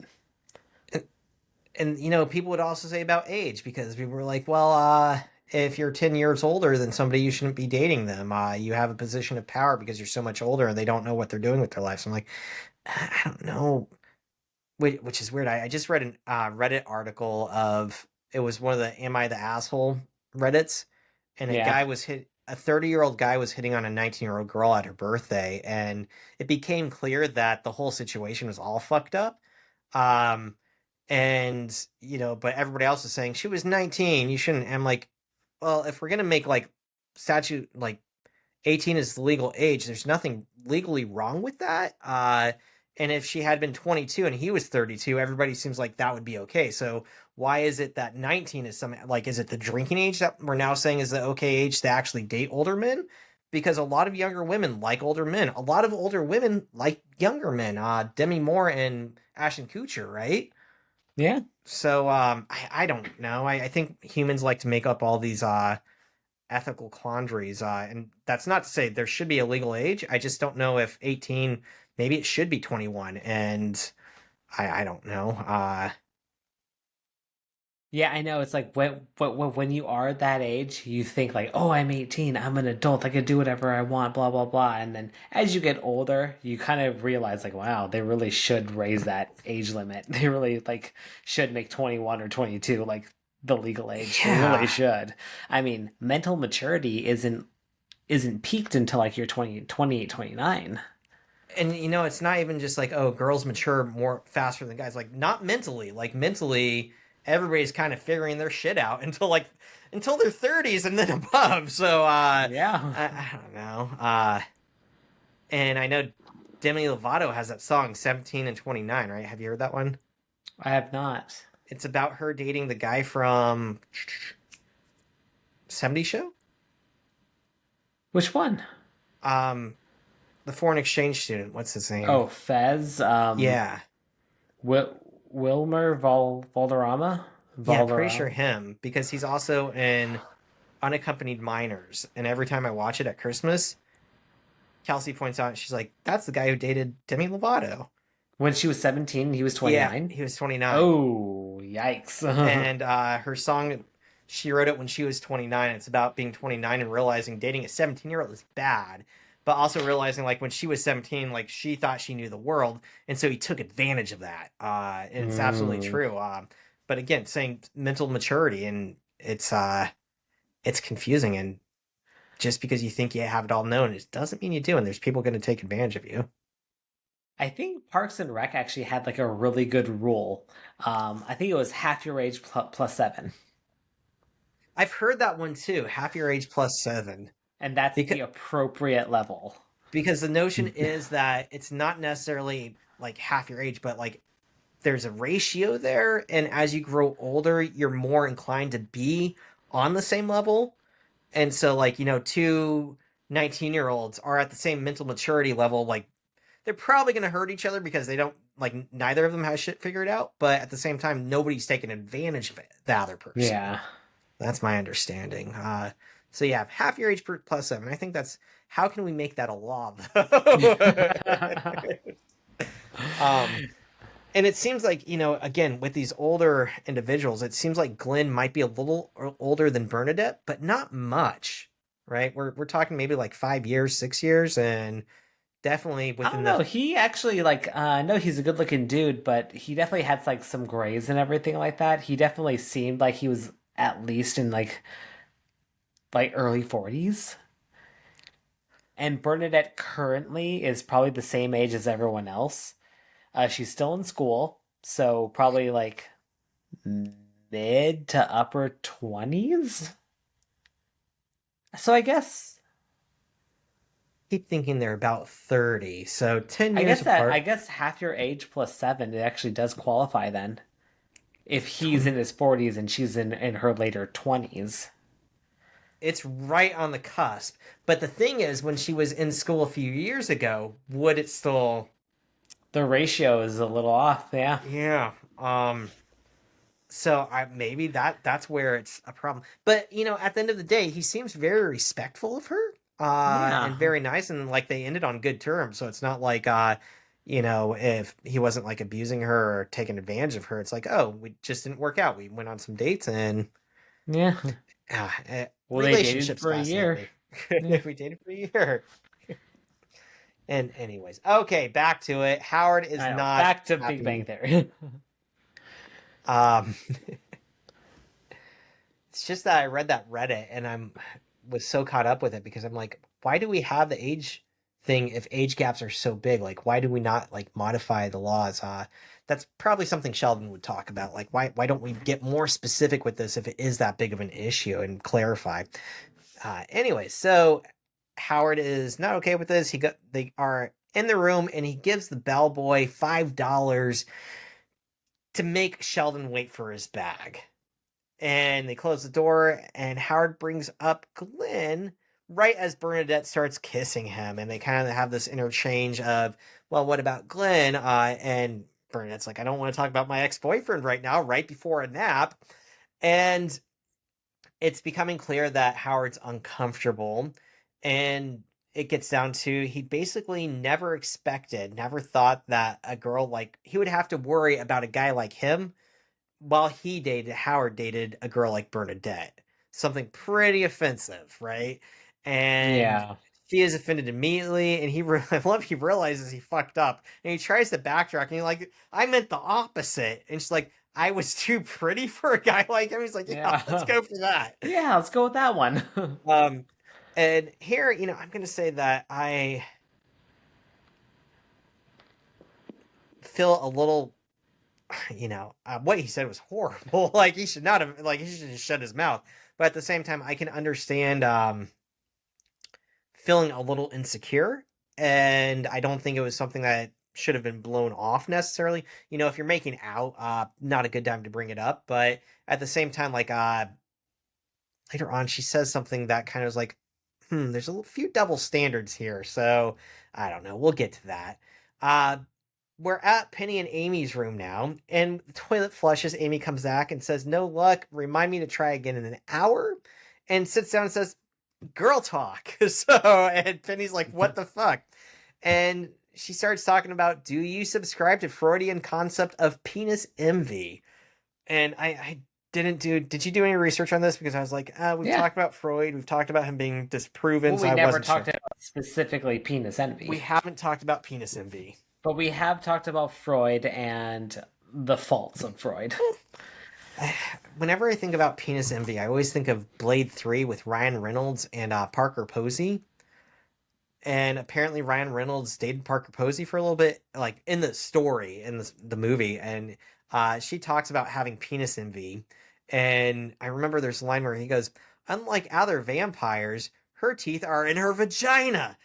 And so, like, it's like probably the only good line from that movie. But also, Parker Posey and Ryan Reynolds are just great actors. I wish that movie had been better in that. Yeah.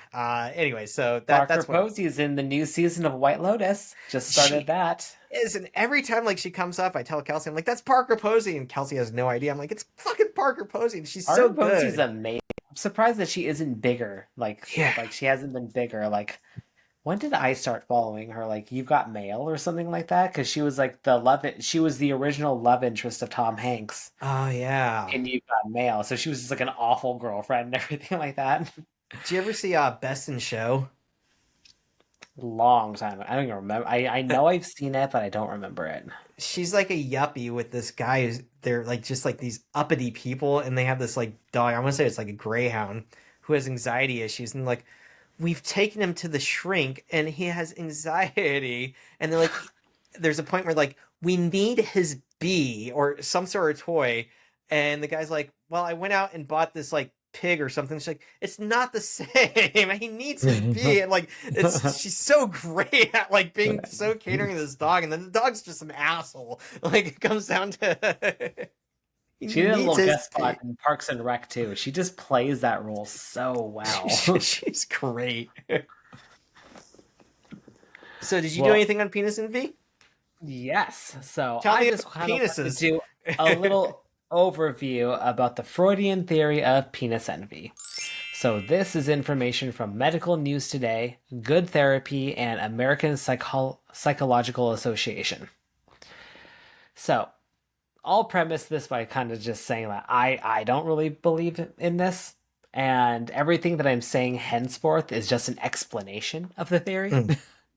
because it gets very sexist, so very misogynistic. So let's just go with that. That's And kind this, of what I've heard too. Yeah. yes, it's not the best theory, but at the time, so it was coined in 1908, so it was a product of its time. It's a little old. Yes, it's very dated. Psychoanalyst Sigmund Freud believed that when female children realize that they lack a penis, they feel, in quote, castrated in comparison to males, and that this was a pivotal moment in female sexual development and a source of mental illness. So this is part of Freud's theory of child psychosexual development, which we've discussed in length in a previous episode. But as a reminder, there are 5 stages. There's the oral and mouth fixation, which occurs between ages of 0 to 1. The anal, bladder, and bowel fixation, which occurs between the ages of 1 and 3 years old. And then genital fixation, which occurs between the ages of 3 and 6 years, sexual dormancy, which happens during the ages of 6 and 12, and then sexual maturity, which occurs between 13 and 18. So those are the Freud stages of psychosexual development that he feels, at least in his theories, that every person goes through. Freud believed that penis envy begins in the 3rd stage, between the ages of 3 and 6. When females notice the lack of a penis, they see it as a deficit and have this yearning to have a penis and are envious of males. First, when this stage happens and they realize, they blame their mother for this deficit and long for their death or disappearance. And then they seek to identify with their father or sexually desire him. To cope with this conflict, a girl will begin to mimic her mother, but later will realize that she can't have her father. So, to cope with this fact, her sexual desire is displaced onto men in general, so marking the beginning of heterosexuality. In Freud's theory, any stage of development could lead to a mental illness in adulthood. If there were no disruptions at this stage, he thought girls would eventually learn to accept their lack of a penis and embrace their assigned gender role. Freud also believed that penis envy persists throughout life and plays a role in mental health issues. For instance, Freud thought that females tend to experience more jealousy than males and that this is a displacement of their penis envy. Basically, if females did not follow this pathway into heterosexuality, they were seen as mentally ill and suffering from penis envy. So this whole thing has been very heavily criticized. Critics argue that to assume a girl envies and desires a penis is to assume that women are substandard, which is a misogynistic stance. I was going to say it's... Oh, sorry. Oh, yeah. It sounds a lot like Freud was saying, I have a dick and it's the coolest thing in the world. Like, no. Pretty much. It definitely feels like in the 1900s, they were just looking and reaching for things to explain the differences in gender. So Freud was like, well, men have penises and we're the stronger gender. We're the smarter, the stronger gender. It must be because of the penis. This must be some sort of antenna to the other world. And I've always taken penis envy like a step further, and if there is anything to say in it, I would say it's might be connected to the notion that in a patriarchal society, men are almost always like the ones taken seriously, and women are like patriarchy says women are like secondary, right? And so I could understand like if penis envy was real in any shape or form, be saying like, man, I wish they would take me seriously. If that's all it takes is a penis, I wish I could have one too. But that's not this. This is like going into mental illness and stuff. And yeah, and that's where a lot of new age psychologists and psychoanalysts are actually like looking at this theory. They definitely criticize it, but they actually they're trying to reframe it. That that penis envy is not about actual envy of a physical penis. That is more about it's envy and resentment for the social power accorded to the male gender. That's a good way to put it. That's what they're looking at. Like it's more of a metaphor and symbolism. In a patriarchal society that is about penises, right? Yeah. That makes sense. Yeah. And to be fair, like why people criticize this too is like what we've kind of explained about Freud is Freud was not the best at actually. He wasn't the best at proving his theories. He kind of just had this tendency to just like observe the world, write his observations, make a theory, and just say, there it is. That's it. And somehow people published it anyways. Like, oh yeah, he's writing it. It must be good enough to publish. Well, he's a man with a penis. He has a penis. He's got to be right. Yeah. So yeah, that's penis envy. It's it's still discussed today. There are some still misogynistic men out there that actually do feel that penis envy is a real thing, and they're still kind of saying that it exists today, and that's why like women turn into lesbians or they're bisexual or anything that's kind of like in quote wrong with a woman. It's obviously penis envy. Yeah.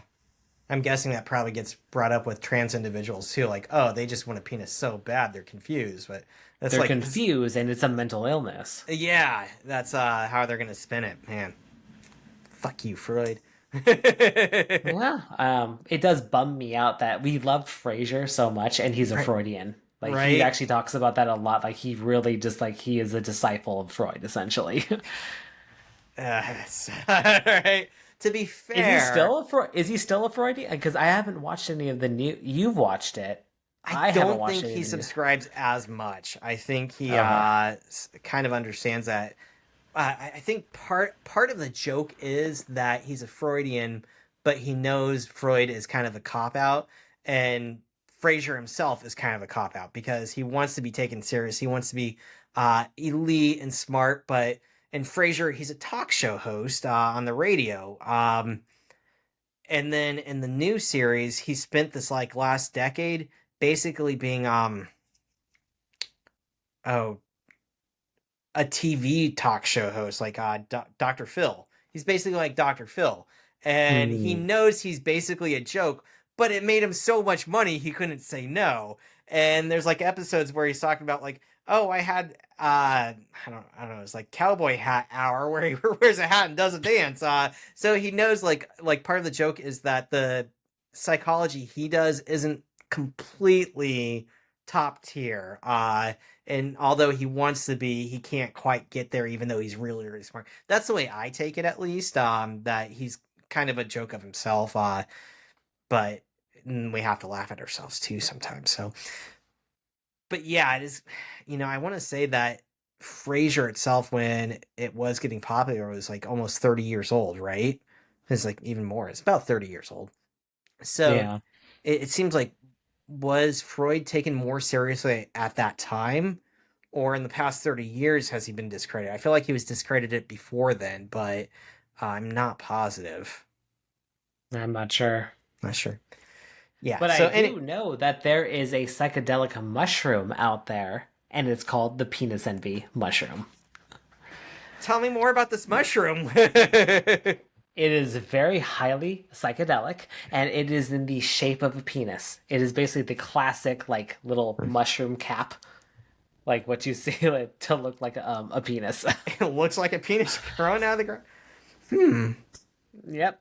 When I started Google searching penis envy, that was one of the top hits actually. Mushrooms. It outdid Freud on Google. Huh. Huh. I have so many questions now. The penis envy. But that's penis envy. That's penis envy. This is a weird episode. Thank you all for listening. If I haven't said that lately, but... Yeah, we've had some interesting episodes lately. If you're still if you actually listen to last episode and you actually followed us into this episode, much thanks. much thanks. We love our fans so much. So, Amy sometimes thinks it might be nice to have a penis, not for sex, but for convenience. Women have higher maintenance when it comes to internal plumbing. I agree with that. I think that makes total sense. I remember thinking when I was a kid, a little oversharing from Ryan here, but I always thought the opposite because I didn't really understand periods and stuff, menstruation.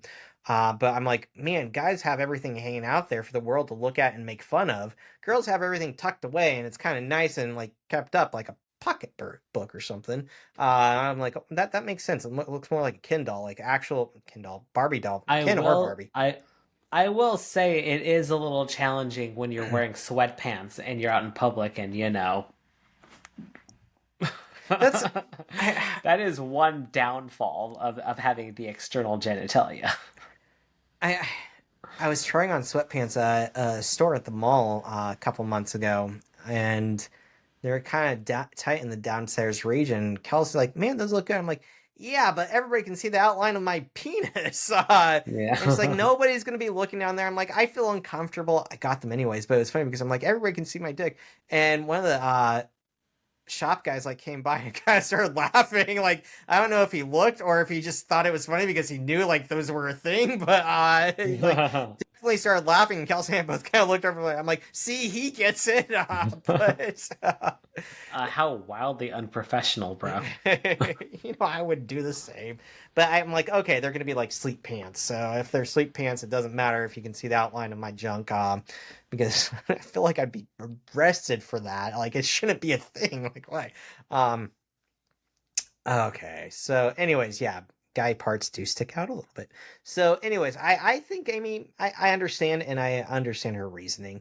Penny says she's never given it much thought though, and I honestly, I don't buy that. I'm sure everybody's thought about what would it be like to have other genitalia. But she feels awkward, so she's saying, I haven't thought about it. And I love that Amy says, we have time now. Think about it. Like, just take the time now. And then there's a knock at the door. It's Bernadette, and Howard is being a complete and utter ass and asks if she can stay the night. She comes in. I love her. She's like, I'll just sleep on the floor. And Amy's like, that's not necessary. Penny and her are comfortable because they're best friends to share a bed, which I think is weird because when she hugged her, her immediate response was, don't touch my breasts. So I feel like that's kind of a jump in the boundaries, but you know, you don't have to share a bed. And I've shared beds with random people, so I mean, like, not sexual, just like it's a bed. We're gonna sleep for 12 hours, like 6 hours. That's a nice sleep. We're gonna sleep a long time. There's gonna be no sex, and we're gonna enjoy this bed. It's like, I don't know, 5-6 hours. Sometimes when you're at house parties and you need to get some sleep before you drive home, like you find a bed and you make it work, no matter like how many other people are sleeping in that bed because they're all or doing the the same floor. thing. If you have to, you Or gotta on do the what you gotta floor. do. Yeah, yeah. So anyways, I do feel like maybe there's kind of a weird jump in friendship there. Amy says she has night terrors, but it's okay. If she wakes up kicking and screaming, Penny can just pin her down and stroke her hair and she'll be fine. I just love that detail from Amy, and she's so nonchalant about it. Just stroke my hair and I'll be fine. Like she's a Have pony you or ever something. experienced a night terror or been in the room with someone that has a night terror? Never straight up night terrors, but I do have a lot of sleep paralysis. Mm. Where I'm like trying to scream that there's somebody in the room, and you know, Kelsey asked to hit me. I was like, what she do the other night? She was halfway asleep herself, and she hit me, and she goes, "Really?" and turned over and went back to sleep. I'm like, I don't know. I thought somebody was breaking in. I remember one time with that, I like was screaming and trying to get help, and my dog was at the foot of my bed, and she got up and like looked at me and just laid back down. I'm like, you didn't help me. There's a monster getting me. How about you? My Night terrors? sleep paralysis demon was trying to get me, and you did nothing. What kind of dog I are woke you up. Smack. Yeah, I actually do experience the sleep paralysis every once in a while, but there was one time I still remember in college. My roommate had like this, it only happened once, but it was kind of like a night terror. It was it was the strangest thing. I was about to fall asleep, all of a sudden, like like the Undertaker from WWE just like shoots up and everything like that and just starts screaming like at the top of his lungs like I was like, what the fuck? And then I was like, oh, and then all of a sudden he just got quiet, just silence, and still sitting there, and said, "Night," and just rolled over and went to sleep. I was like, what the fuck just happened? And then I asked him about it in the morning. He was like, I did? I don't even remember doing that. And then he never did it again. But it was like, what the hell? Isn't that a big part of like what defines night terror is like they don't remember it and they don't know why they're having it. It's just like some part Yeah. of body reaction. Yeah. Whereas the sleep paralysis, like you remember all of it. Like, oh no, Oh you're yeah, gonna I suffer. remember. Yep. What the fuck? Yeah. Yeah, but so that was like, I guess I don't even know. Maybe it was just like a bad dream because I don't really know. Like I didn't look into night terrors, like how long it lasts and how to calm someone down. But it only lasted like 15 seconds. But that I was feel still like kind of a long time. that's When so you're in the scary middle for of you it, yeah. because like you don't know why they're screaming. Are they like dying or something? Like have you ever seen that Yeah. movie? Excuse me. The what is it? The Exorcism of Emily Rose, I think it's called, something like that. I'm not super into horror films, so It it's a really good one. It's based on a true story, of course. They all say that. Uh, but it's kind of about a lawsuit about whether or not the exorcist and the family were responsible for her death, and it's about the lawyer kind of looking into the case, and it kind of presents it like it could be an exorcism, or it could be a demonic possession, or it could be like narcolepsy, or not narcolepsy but epilepsy, or some sort of mix. And it became clear that even if it wasn't demonic possession, it's still really scary to walk in on somebody having an epileptic seizure and then they just freeze up in a weird position. Like, that's still very terrifying. So, like, waking up and somebody's having a night terror, screaming bloody hell, like, that's so terrifying, like, for everybody Yeah. involved.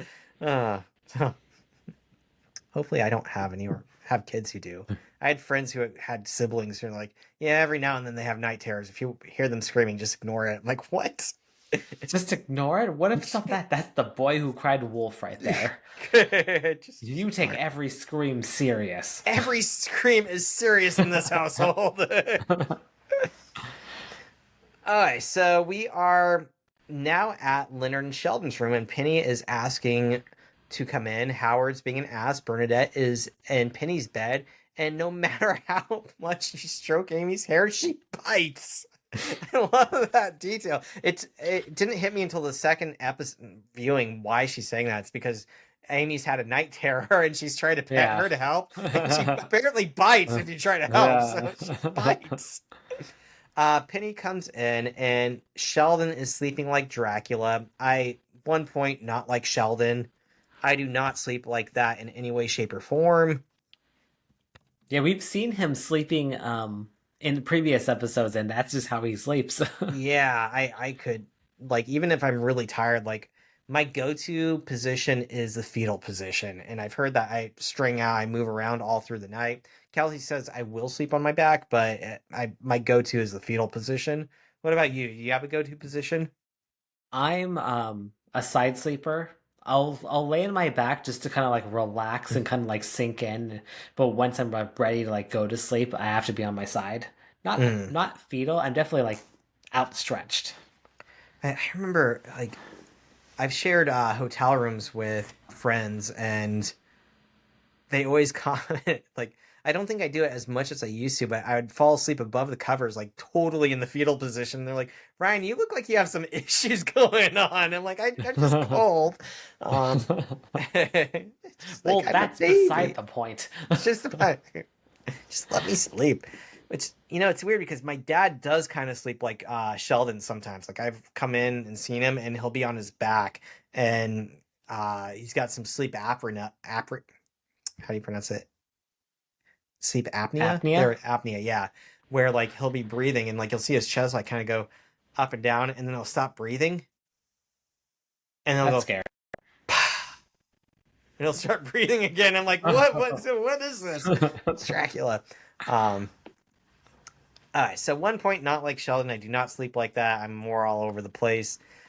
Penny says they can make the best of it, and Leonard questions what she means, and she means just to sleep. Leonard, we're just sleeping. Of course, he's a little bit optimistic, and Leonard calls it the middle of the bed the neutral zone. I'm sorry, which we've talked about from Star Trek. We talked about the Kobayashi Maru, which is a thought problem of a stranded ship in the neutral territory and trying to save it, but then you get the Romulans who are trying to also kill it and kill you. So, yeah, if you want to know, it is a Star Trek thing between the Federation and the Romulans, a little zone between their two areas of the universe. And Leonard says every now and then they would enter a truce in the neutral zone.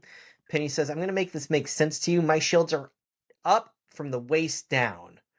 I don't like that. That's brave. I don't think I could ever have sex with a roommate in the room.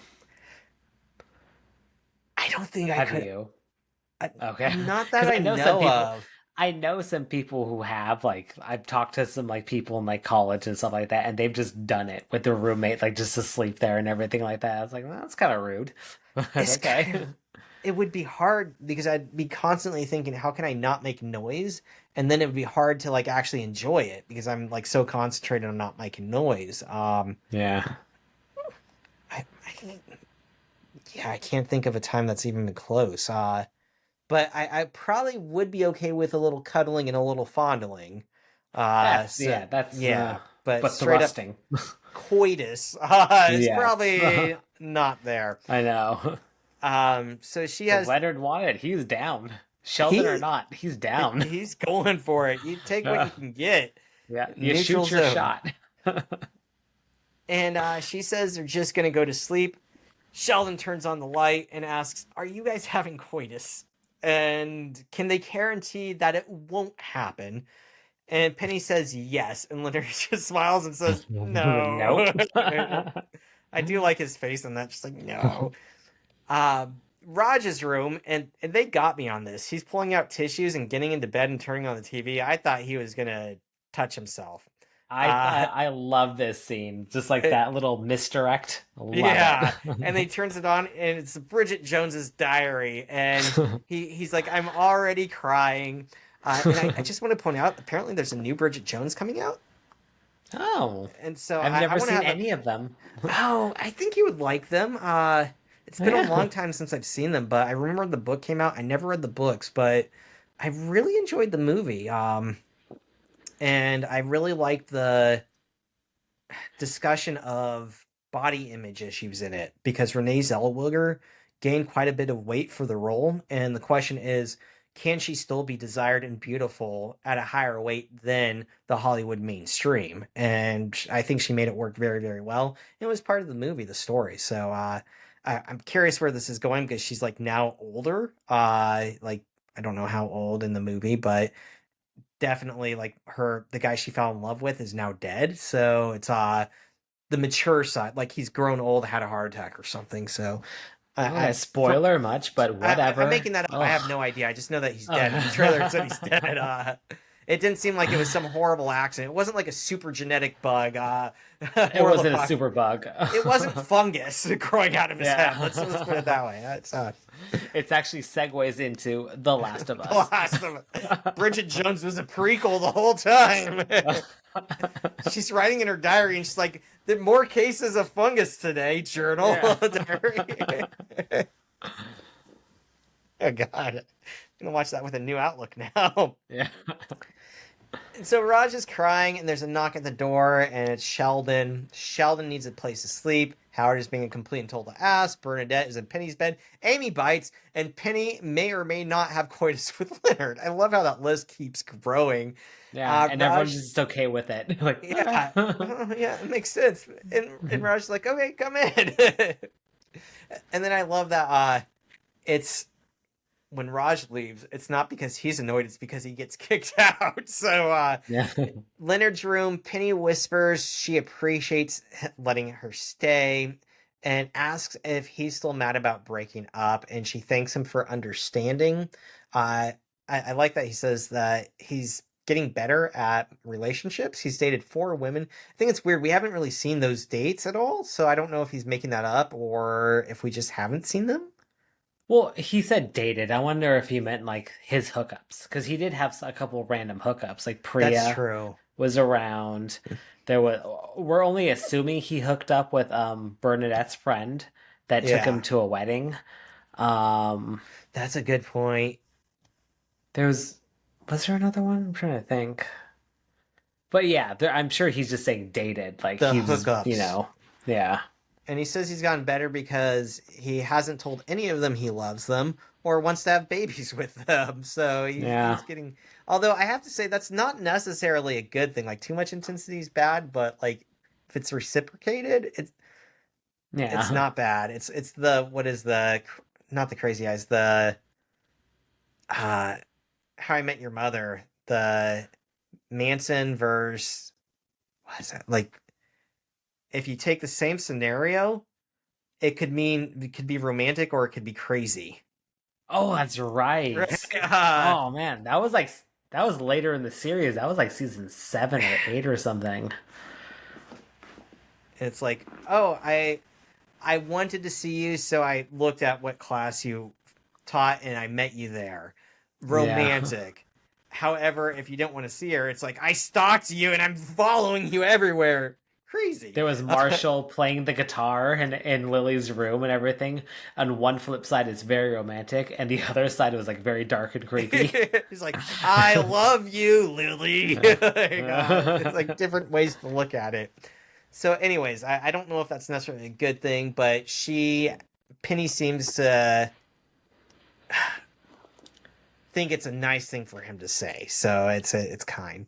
They They have say, a really nice moment, and like where they're kind of like hashing out like where are we in our relationship. I know like enough time has passed, like are you okay and stuff like that, and I, yeah. I really like that. And he's saying, I understand where you were. I understand how you were uncomfortable. I don't blame you for it. And I think that is really sweet for a friendship to get that across. So, yeah, it's a good moment. I like that. I think that might be my favorite part of the. No, the panel's my favorite part, but it's a Yes. great part of the episode because it's building that relationship between them. They say goodnight, and she says, "It wouldn't be the worst idea if we violate." And like as soon as she says violate, he's in her bed, but she's saying the He neutral knows zone what for she's one going night. for. Yeah. Yeah, and he starts kissing her right as Raj enters. And apparently Sheldon kicked him out and gave him the key, so he just walks on Yeah. in. And Leonard says, Penny's here. And so he Raj stops talking and whispers to Leonard. And Leonard's frustrated says, we're not going to watch Bridget Jones's diary. So, yeah, the neutral zone did not get violated. Next morning, they are at the panel, Science and Society. Bernadette starts, well, technically Sheldon does with a joke. Bernadette takes over and starts by saying, Oh, I actually did a little bit. It's kind of like a half IQ point. go for it. Sheldon goes over his acronyms. He makes his little joke and Mhm. everything like that. OMG. I have a BS, an MS, an MA, a PhD, an SED, OMG, right? Which is actually kind of a funny joke. Like, come on, Yeah. guys. Oh, gee. It's very topical at the time with all the acronyms. Yeah. LOL, OMG, Oh, gee. KMN. Come on.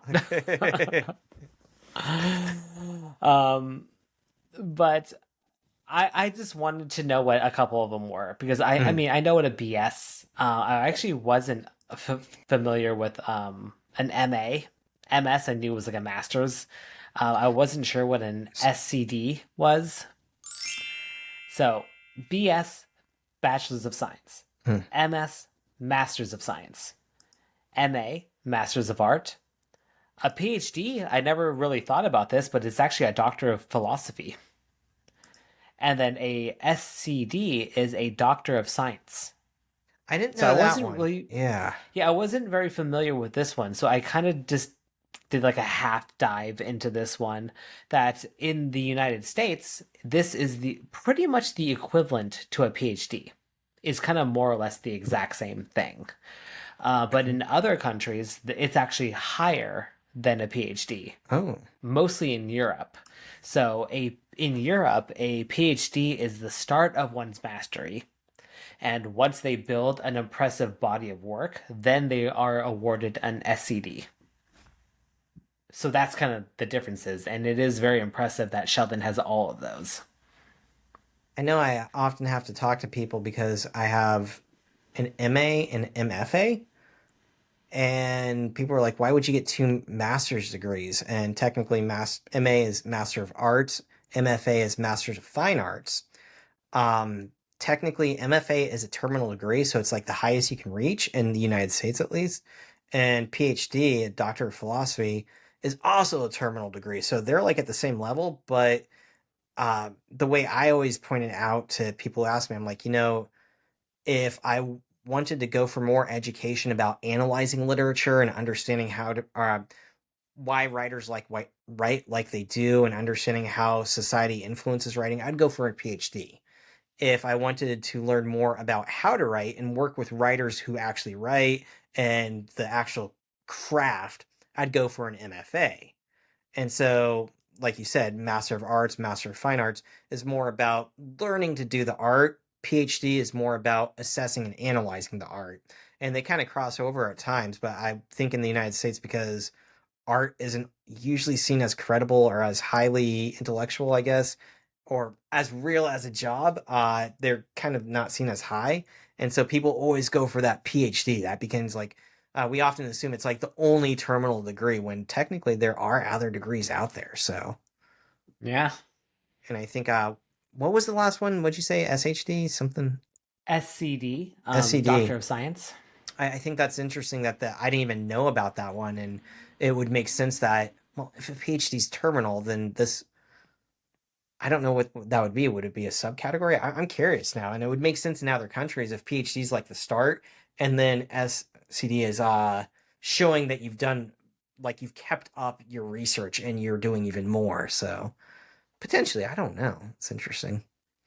Well, it makes me wonder why the letters aren't flipped. If it means Doctor of Philosophy, wouldn't it be GP?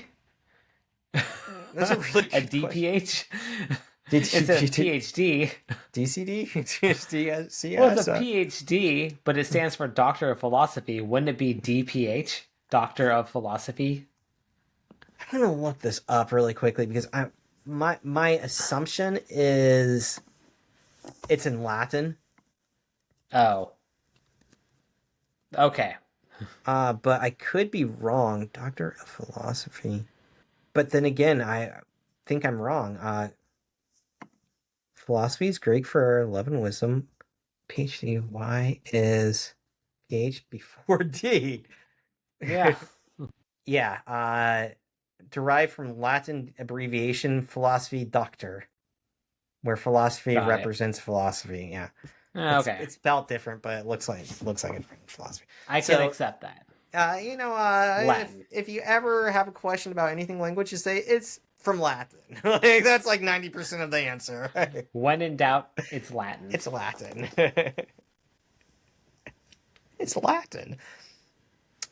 Okay, so next morning panel, um, Bernadette says that everybody needs to think about all the branches of sciences of education and move cautiously. It's not just a giant nuclear weapons that can destroy the world. As a microbiologist, she knows a tiny organism can still tear you a new one. And I love how she's like talking about this, talking about massive nuclear weapons and tiny microorganisms.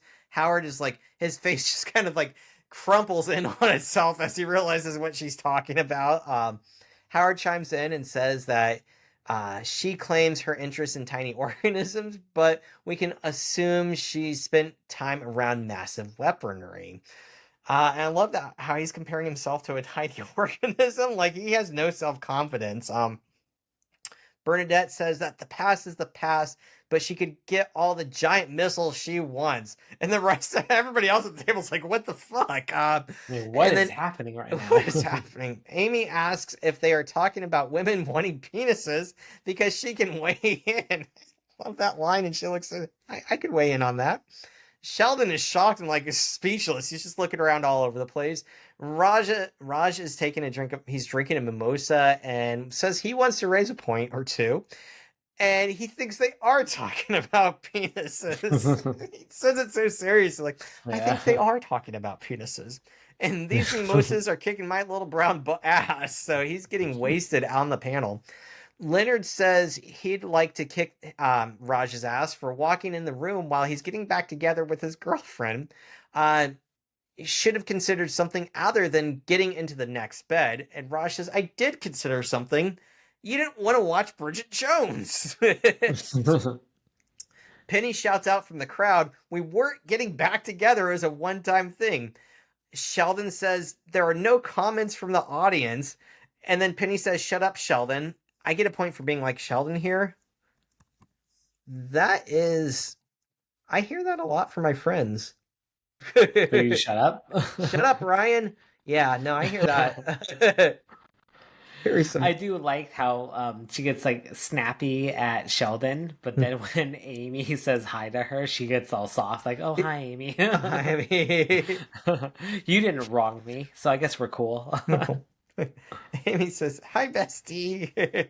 Howard asks how Bernadette would feel if his ex was Angelina Jolie. And Bernadette says, that's not realistic. And that's where I've been saying that I think there's some hypocrisy there, because as soon as like the tables are turned, she's like, that wouldn't happen. And it's like, she's saying that she could get anybody, but as soon as he says, what if I wanted somebody? She's like, no, you couldn't do it. And I think that's kind of mean to say to somebody you care about. Like, I don't know.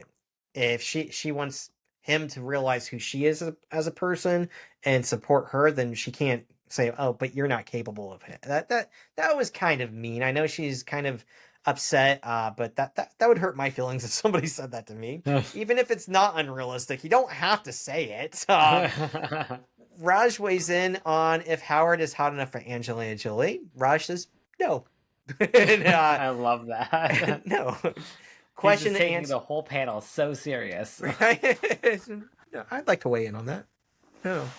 Um, Sheldon says we're going to take some Q&As from the audience. Penny has a question. Who can get her back to LA tonight? And Glenn shouts out, I'm going back to LA tonight. And Leonard screams, no! No! It's such a great wrap up for the panel.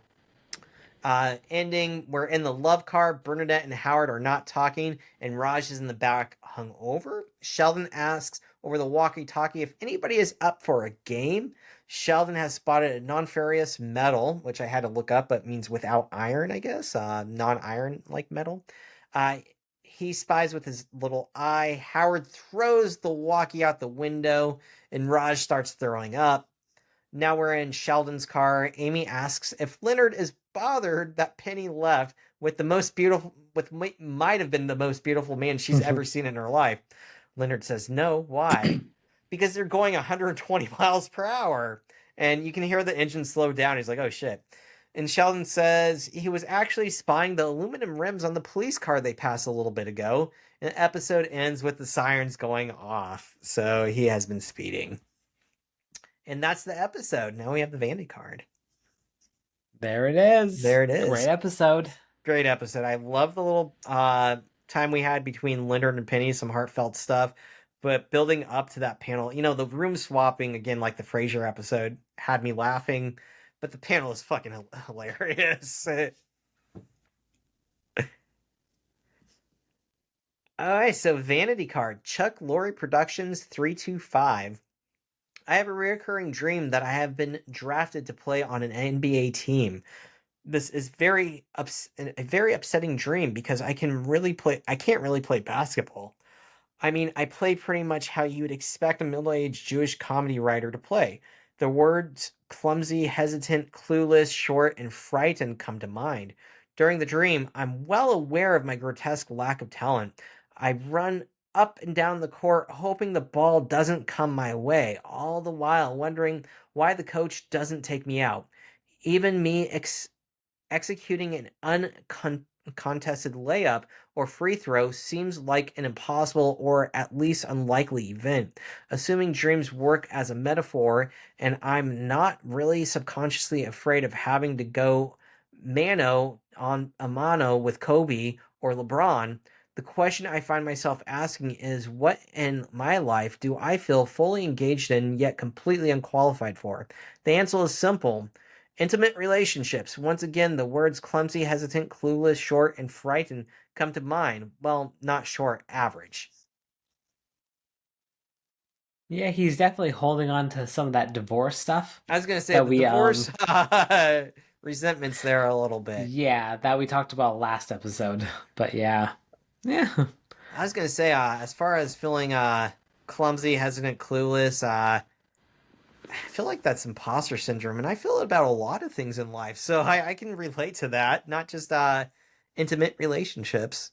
Yeah. Remember I was talking to somebody the other day about, I can't remember what it was, but it was some colleagues, and talking about being stressed out or anxious. I go, oh, that's just my current state of being. That's how I always am. That's how I wake up. That's how I eat breakfast. That's how I go to sleep at night. And I'm on the toilet with it. It's part of my toilet routine. So that's the episode. There it is. Great episode. We loved this one. It's a great one. Yep. Yeah, quite a few IQ points too. Better than last time. Better than last time. I might put a star by this one just so I remember it when we're doing our summary because I liked it. Our end of the year recap. All right, 5 IQ points. And what's the counter at? 117 to 117. Equal. Still equal, I guess. Up 2 points on both sides. Wait, that doesn't make sense. 3 points on the left side, 2 points on Sheldon's side. But I messed something up. I have to reconstruct this. I put these in between my 2 episodes, so oh well, we'll fix it. Yeah. Alright. Yeah, still 117 to 117, but there she is. Well, all right. Great episode. Thanks everyone for listening. Don't forget to follow us on Instagram, YouTube, and TikTok at Theoretical Nonsense Pod. Email us at theoreticalnonsencepod@gmail.com. And we will see you next time when we discuss Season 4, Episode 14, The Thespian Catalyst. See you next time. See ya. This was Theoretical Nonsense, the Big Bang Theory watch-along podcast. No PhD required. Our intro and outro music is by Alex Grohl. Thanks for listening.